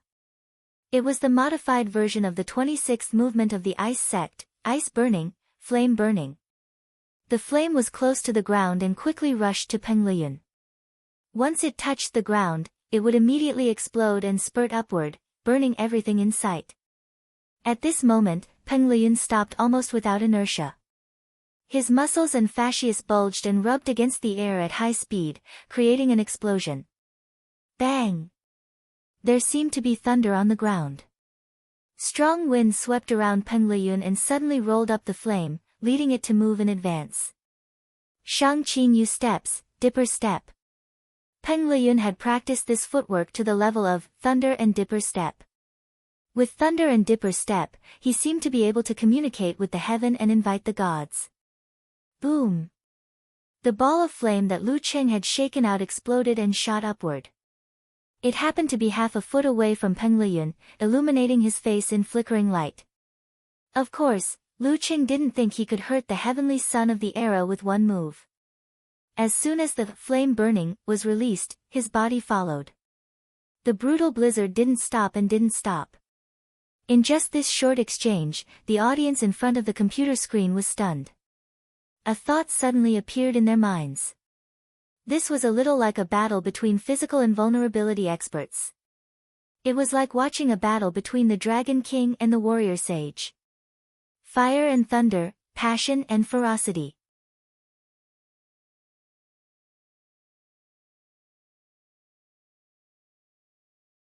Chapter 334. After a moment of stunned silence, the bullet screen was flooded with all kinds of content, including the scene they had just seen. When did Lu Cheng's supernatural ability of fire become so strong? He seems to have mastered some kind of fire force. That move should be the modified version of ice burning. Sure enough, a scholar who has been away for 3 days has to be looked at with new eyes. Tisk tsk, that's awesome. This match is indeed worth looking forward to. Just as these exclamations appeared at the same time, there was a new change in the situation on the field. Lu Cheng threw out flame burning and pounced forward. When the flame was ignited by Peng Liyun's dancing dipper invulnerability, it burned up without hitting the target and lit up their faces. In his mind, he visualized the magnificent scene of a surging river frozen for thousands of miles. It was a pure and natural scene. As soon as this scene appeared, his muscles, tendons, and internal organs changed accordingly. The cold current turned into a tide, surging violently. This was not the end. The frozen river painting flashed and the sky was pulled closer. Thunderclouds rolled and rumbled, spreading outward. Lu Cheng transferred the force from his toes to his back. He shook out his right arm, which expanded into a stick, and swung it down. Thunder Roar Zen, severe warning. This was not his modified move, but the original simplified version of physical invulnerability. After he entered the Dan stage, his ability to control had improved substantially, and his spirit had also made a breakthrough. Besides, he had learned the swordsman formula and finally mastered the original severe warning. The stick swung down, deafening. The flames that leaped up between the two of them flickered and were quickly extinguished. Peng Liyun's eyes reflected Lu Cheng's right fist that was rapidly smashing towards him. His eyes were filled with excitement. He made 2 visualizations in his mind and fixed them on a cyan jade talisman suspended in the void. This jade talisman was written with a few complicated characters. They looked like intertwining lightning lines, sizzling with silvery white light. At the last moment, the lines suddenly became clear. Yin and Yang stimulated and overlapped with each other. This was a change exclusive to Peng Liyun. His eyes shone brightly, condensing into 2 electric balls. He straightened his body, every muscle in his body bulging with blood, as if he was the incarnation of the thunder god. Using his fists as a hammer, he swung them up fiercely to meet Lu Cheng's roar. The 11th move of the Thunder Sect, a simplified unique skill of physical invulnerability, Thunder Seal. Bam! The 2 fists froze in midair, and a gust of wind blew. Peng Liyun's eyes lost focus for a moment, as if he was lost in the fierce battle. A layer of white mist condensed on his arms and outside of his martial arts suit, and his hair was also dyed with frost. Lu Cheng felt as if he had touched a dangerous power source with his bare hands. His whole body was numb, his ears were full of buzzing sounds, and his hair stood on end. He lost control of his muscles and started to tremble. His internal organs seemed to be affected and were in disorder. Peng Liyun and Lu Cheng stood there in a daze. The scene seemed to have been paused. The students and the audience in front of the computer screen were stunned. If the scene was not zoomed in, showing the frost on Peng Liyun's body and Lu Cheng's hair, many people would have suspected that there was something wrong with their eyes or their internet connection. It was said that both Lu Cheng and Peng Liyun had mastered simplified unique skills of physical invulnerability. Is this the result of a head-on collision? Who will recover first? Awesome! The younger generation will surpass us in time. The commentator, Zhang He, sighed. When he was at Lu Cheng's age, he didn't have so many terrifying skills. No, not to mention now, even 5 or 10 years later, he still didn't master any simplified moves of physical invulnerability. I haven't seen Lu Cheng's move, so I don't know what it is called. I can only guess that it is a combination of the Ice Sect Force and Tremor Punch. Peng Liyun's move is called Thunder Seal. Before the inhuman stage, if you don't have the supernatural ability of thunder, the effect of your move will be much weaker. But Peng Liyun made some changes and improved the power of his Thunder Seal. It is only a little weaker than the original version. What a genius! Zhang He explained to the audience. Peng Liyun was a pure martial artist without any supernatural ability. One of them was close to the inhuman stage and had a monstrous physical quality. The other had a powerful supernatural ability, and the simplified moves of physical invulnerability were even more powerful. In the end, they recovered from the stiffness almost at the same time. One of them regained the spirit in his eyes, and the other regained control of his muscles. Of course, almost didn't mean they were the same. Lu Cheng had awakened his supernatural ability for the second time, practiced the swordsman formula internally, and practiced the Dan stage. His physical quality had changed qualitatively. Although there was still a gap between him and Peng Liyun, it wasn't that much weaker. Lu Cheng recovered earlier than Peng Liyun. He took a step forward and approached Peng Liyun. He bounced his hands and shook his elbows and wrists. Mental stimulation hit 7 spots on Peng Liyun's body before the move. He hid the strength of his fascia and muscles, waiting for the final moment when the direction of the attack was determined. At the same time, a glittering white light was ejected from Lu Cheng's hands and spread around, turning into a frost fog made of ice crystals. Buzz, buzz, buzz. Every ice crystal was vibrating due to the vibrations, which interfered with Peng Liyun's hearing and caused him to feel a tingling sensation, which affected his absolute reaction. The white frost fog made him see things vaguely. The 13th move of the Ice Sect, Snow Cover. When a normal Dan stage fighter of the Ice Sect used this move, it wouldn't be as magical as Lu Cheng's. They could only influence the outside world with their force to lower the temperature, create fog, and interfere with the enemy's judgment. They could only determine the real target of the attack at the last moment, which minimized the effect of absolute reaction. In other words, when the fighter felt the pain, he could only block the attack in a hurry because of the danger. This was a very complicated move. Lu Cheng had practiced hard for more than 3 months before he could master it. In the frost fog, Lu Cheng kept moving his hands, holding back his force. Suddenly, his hip muscles tightened and his right foot kicked out silently, aiming for Peng Liyun's ankle. Both of them were so close to each other that Peng Liyun's absolute reaction would almost land on him with this kick. In the vast snowy sky, the cold rises from the feet. This was the true meaning of snow cover. However, the changes between the feint and the real were never done step by step. When some Ice Sect fighters used this move, they would use the kick as the feint and the hand as the real, making it impossible to guard against. However, before Lu Cheng's right foot kicked out, Peng Liyun had already straightened his tailbone and was about to direct the force to his leg. He seemed to have sensed the malice coming from under his foot. Bam! Lu Cheng's low kick was followed by his left foot, as if they had practiced it thousands of times. He also shook his right arm and stabbed forward like a big spear. Bam! Lu Cheng was much weaker than Peng Liyun in terms of strength. His right foot was kicked back, and his whole body leaned forward involuntarily. It seemed that he was about to stumble and fall towards Peng Liyun, colliding with the spear in his right arm. At the critical moment, Lu Cheng quickly moved his spine and changed his center of gravity like Mercury. He forcibly maintained his balance and circulated his qi and blood, using force concentration on his lower abdomen to deal with the fierce attack of his opponent who had lost the initiative. Peng Liyun's eyes were still shining. He looked very excited.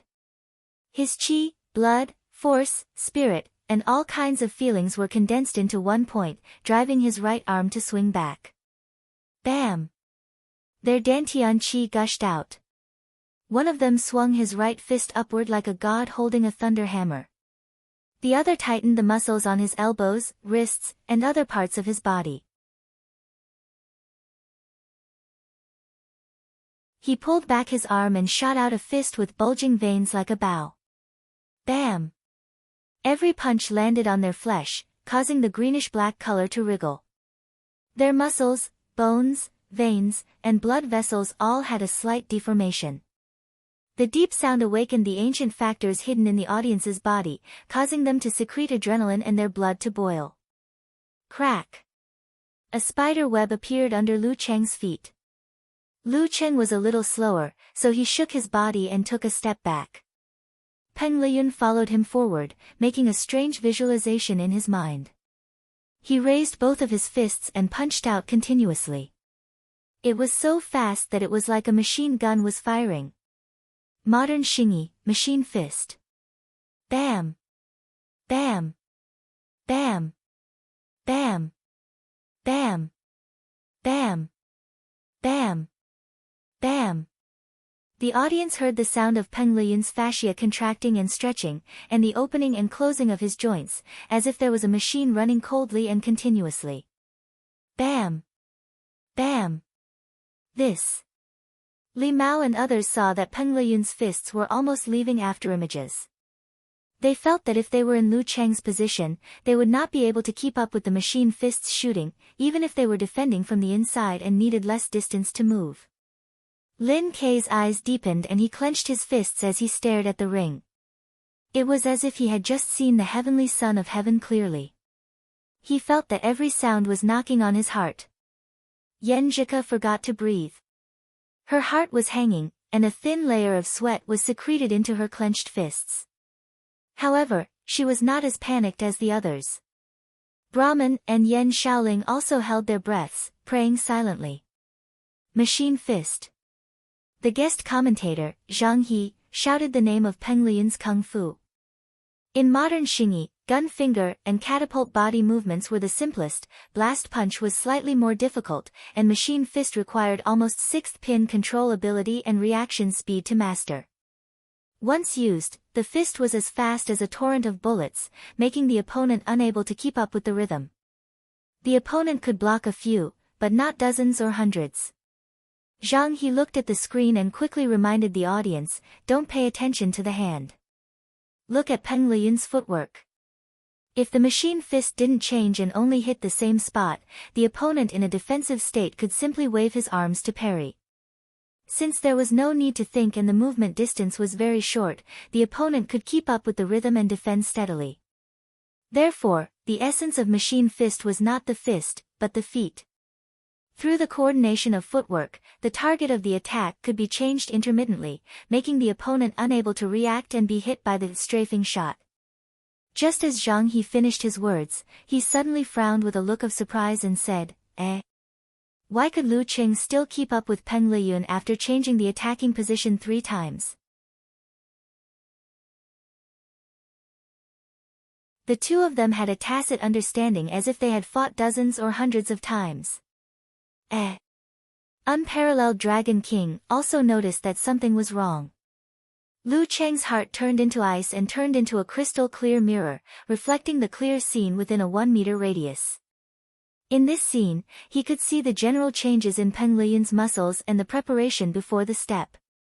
This allowed him to judge in advance and respond accordingly. Ice Mirror was the most difficult unique skill of the ice sect for those below the physical invulnerability stage. Lu Cheng formed a Dan with the combination of essence, qi, spirit and willpower, and mixed with a little premonition of the Jin Dan, he was only 1 step away from the entry level of Ice Mirror. With the combination of forwarding formula and swordsman formula, he finally entered the entry level a month ago and was now firmly in the initial level. It was because of this that he was able to defend himself from Peng Liyun's machine god fist that was infused with thunder and lightning, not scattering or panicking. Bam bam bam bam. Bam bam bam bam. The sounds were continuous and seemingly uninterrupted. Lu Qing always reacted in advance, either quickly swinging his arm, swinging his wrist or flicking his 5 fingers. With the smooth and transparent nature of the force around him, his defense was watertight. However, his strength was not as good as Peng Liyun's. After blocking a few moves, he had to take a step back to relieve the pressure.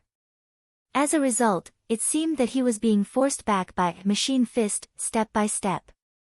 However, during this process, Lu Cheng's steps were curved, not straight lines, so as to avoid falling off the arena. One's attack was exaggerated and fierce, while the other's defense was steady and amazing. The audience in the arena and in front of the computer couldn't help but change their posture and move their bodies. It seemed that they couldn't wait to jump up and throw a few punches to vent their excitement. He's too strong. He's not human. Huang He, no, Peng Liyun, he's not human. Even if he's an iron plate, he'd probably be smashed into pieces. Lu Cheng is pretty good too. I'm almost dizzy, but he's still so steady in his defense. Yeah, he doesn't show any signs of losing. He really lives up to his reputation. After countless punches, just when Lu Qing felt that he couldn't take it anymore, Peng Liyun finally caught his breath. He stopped the machine fist move and his abdomen expanded and contracted. Chance. This is the moment I've been waiting for. Lu Qing took a step back and dissolved the accumulated pressure. In his mind, he outlined a sharp ancient character. Ignoring the pain in his arms and fists, he raised his hands to make a gesture and solemnly said in a low voice, Army. Army formula, a secret spiritual technique. His voice reverberated in the surroundings. The atmosphere suddenly became desperate. Peng Liyun felt like he was trapped in an army of tens of thousands. His ears were filled with murderous shouts, his feet were trembling because of thousands of galloping horses, and his body was filled with iron-blooded killing intent. He was surrounded by enemies, and he felt like he was surrounded by enemies. His mind was in a mess, and his body involuntarily trembled. He hurriedly visualized the scene of yin and yang clashing and bursting out thunderbolts in his mind. Boom! The thunderbolts burst out and turned into a solemn and condescending god. A sense of extreme yang filled the surroundings, dispelling the killing intent and dispersing the weapons. The unique skill of the Thunder sect, specialized in eliminating external evil. Boom! Lu Cheng was hit by the spiritual counterattack. His mind kept buzzing. He seemed to have turned into a ghost in the midst of lightning and thunder. His body trembled, as if he would vanish at any time. The ice mirror in his heart lake flashed and a crack appeared. At this moment, he outlined a large character in his mind. He made a gesture in front of his chest with one hand and pressed on his dantian with the other. Forward. A deep sound surrounded him. Lu Qing seemed to have spat out all the fear in his heart. Good. Peng Liyun pressed and swung his waist and naturally used force concentration. He displayed the Heavenly Punishment Hammer, one of the 24 hammering techniques of the Thunder sect. He swung his right arm and hit Lu Cheng from above, not giving him any chance to dodge. The Heavenly Punishment of Thunder had its own vibration. Lu Cheng followed suit and poured his strength into his right arm. His flesh didn't swell but tightened instead. He swung his fist upwards without any hesitation. Skyward punch. Boom. In the arena, the sound of an explosion suddenly sounded. The shockwave rolled out in all directions with their fists as the center.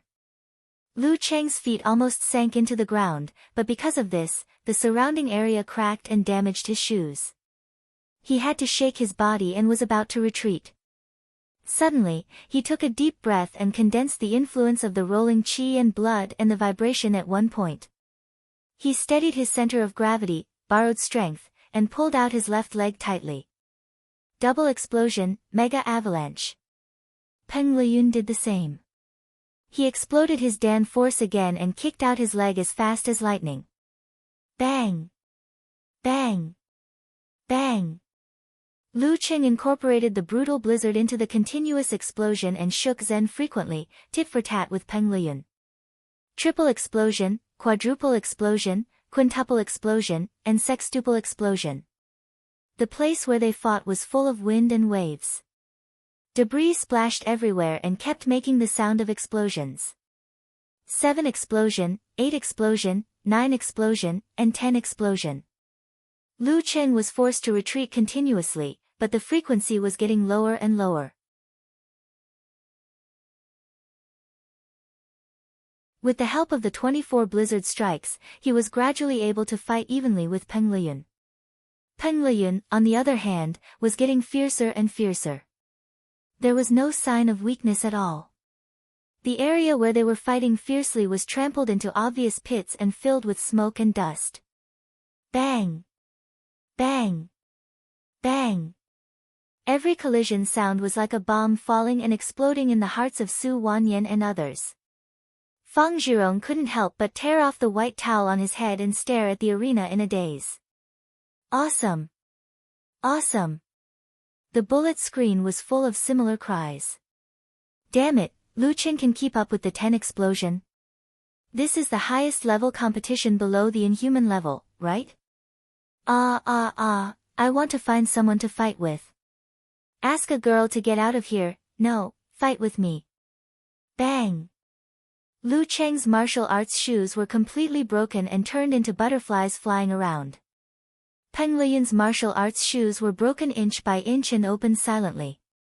One of them hit the other with a backhand, and the other with a fist to the chest, and each made 11 explosion. After entering the Dan stage, Lu Cheng could make 5 explosion without relying on the Jin Dan. After 2 awakenings of supernatural ability, practicing the Dan stage Kung Fu, and practicing the swordsman formula, he had already broken through the limits of the human body.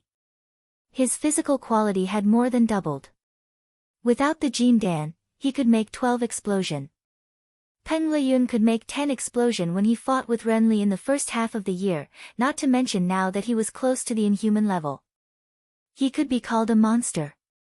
Just based on this, they were able to firmly suppress Feng Zhirong's group. Bang! The bright white fist collided with the dark blue fist. Lu Qing felt that Peng Liyun's strength was stronger than before, so he couldn't help but take 2 steps back, leaving a dent in the ground. Peng Liyun staggered a few times and didn't attack in time. After this, the two finally separated and took a break. The internal training dissolved the remaining effect of the tremor punch, which interrupted the crazy continuous explosion. They had just made force concentration one after another, so their physical condition hadn't recovered completely. When the fight was interrupted, the audience in the stands burst into thunderous roars and cheers. Yenjika and the others finally breathed a long sigh of relief. Some were happy, some were relieved, some were shocked, and some were shocked. Week 6th Pin. In the office of the Martial Arts Club of Capital College, Renli looked at the projection and said these 3 words. Week 6th Pin. Xin Yu, Jiang Kongchan and the others knew that Morning Star was talking about Lu Cheng. They couldn't help but look at each other and recall the fight just now. Lu Cheng improved from a week 7th pin to a week 6th pin in more than 4 months. Isn't this too exaggerated? Is there any justice in this world? What's more terrible is that Peng Liyun didn't leave any chance for his opponent. What level is he at? In the arena, Lu Cheng had the same idea. He even felt a little desperate. He had done his best, but Peng Liyun was still at ease. It seemed that no matter how he fought, Peng Liyun had a way and a trump card to deal with him. There was no chance for him to win. Lu Cheng recalled that there were several times when he didn't need to fight head-on with him, such as when they exchanged simplified physical invulnerability moves. But he did so, unlike when he fought with Renli in April, when he would dodge and contend. In other words, he had enough confidence and strength to deal with unexpected situations. This was not because Peng Liyun underestimated his opponent, but because when the opportunity was right, as a martial arts fanatic, he was more willing to experience his opponent's unique skill. Of course, this also fully showed that he was at ease. Maybe I can take advantage of his psychological inertia. Lu Qing took a breath and rushed forward again, intending to use the double-edged sword move.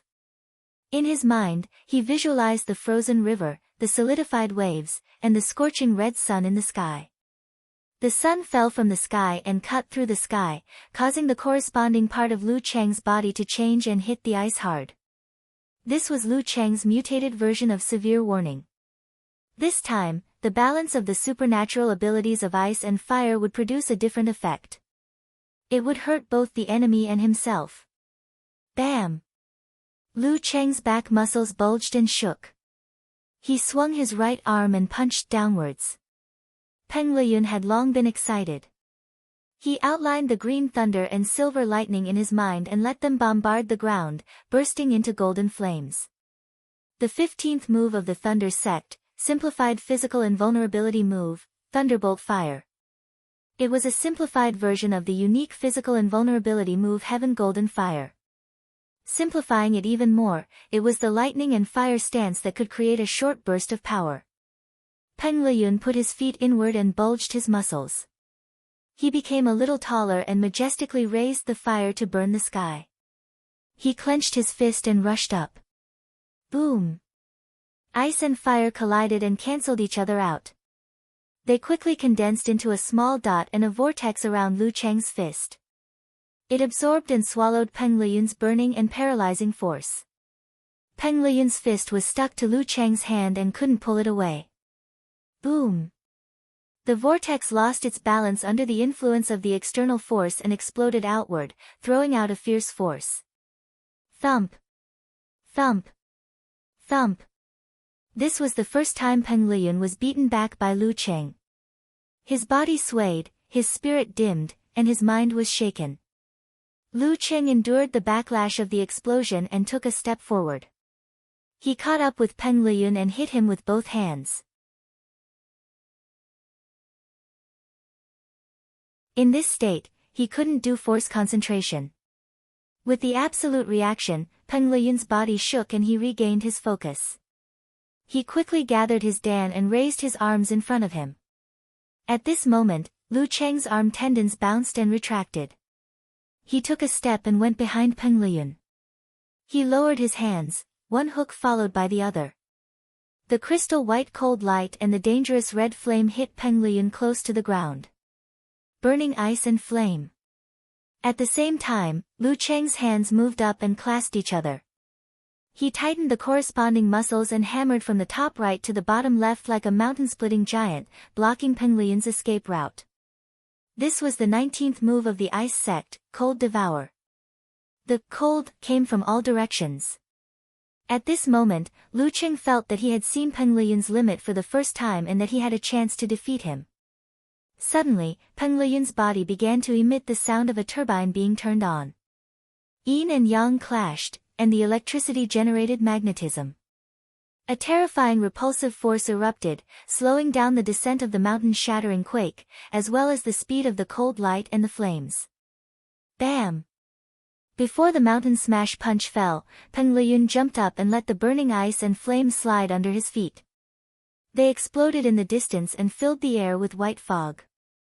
The light in his eyes turned into lightning and gathered into a ball. At the same time, he bent his arm and hit Lu Cheng's fist with his elbow. The thunder seal in his mind floated in the void, with sparks flying everywhere. Bam! Lu Cheng, who was affected by the double-edged sword, couldn't react in time and was hit by the fist. He felt a strong sense of numbness entering his body. His hair stood on end and his heart seemed to have stopped beating. His internal organs were hurt and he obviously suffered internal injuries. When he recovered, Peng Liyun had turned around and his fist stopped in between his eyebrows. The god's favored one was panting heavily, sweat dripping from his forehead. He was no longer at ease like before. But the referee also raised his right hand and announced the result, Round 3, Peng Liyun wins. Lu Chen was in a trance and seemed to be affected by the electric force. Peng Liyun is really good. He bitterly closed his eyes. You're tuning into the Blissful Bookshelf YouTube channel. We're so grateful for your support, and don't forget to subscribe to join us on this incredible journey through captivating stories. Your generosity through donations truly makes a world of difference, as it's the primary source of revenue that allows me to expand and enhance this channel for you. Thank you from the bottom of my heart for being a part of this adventure.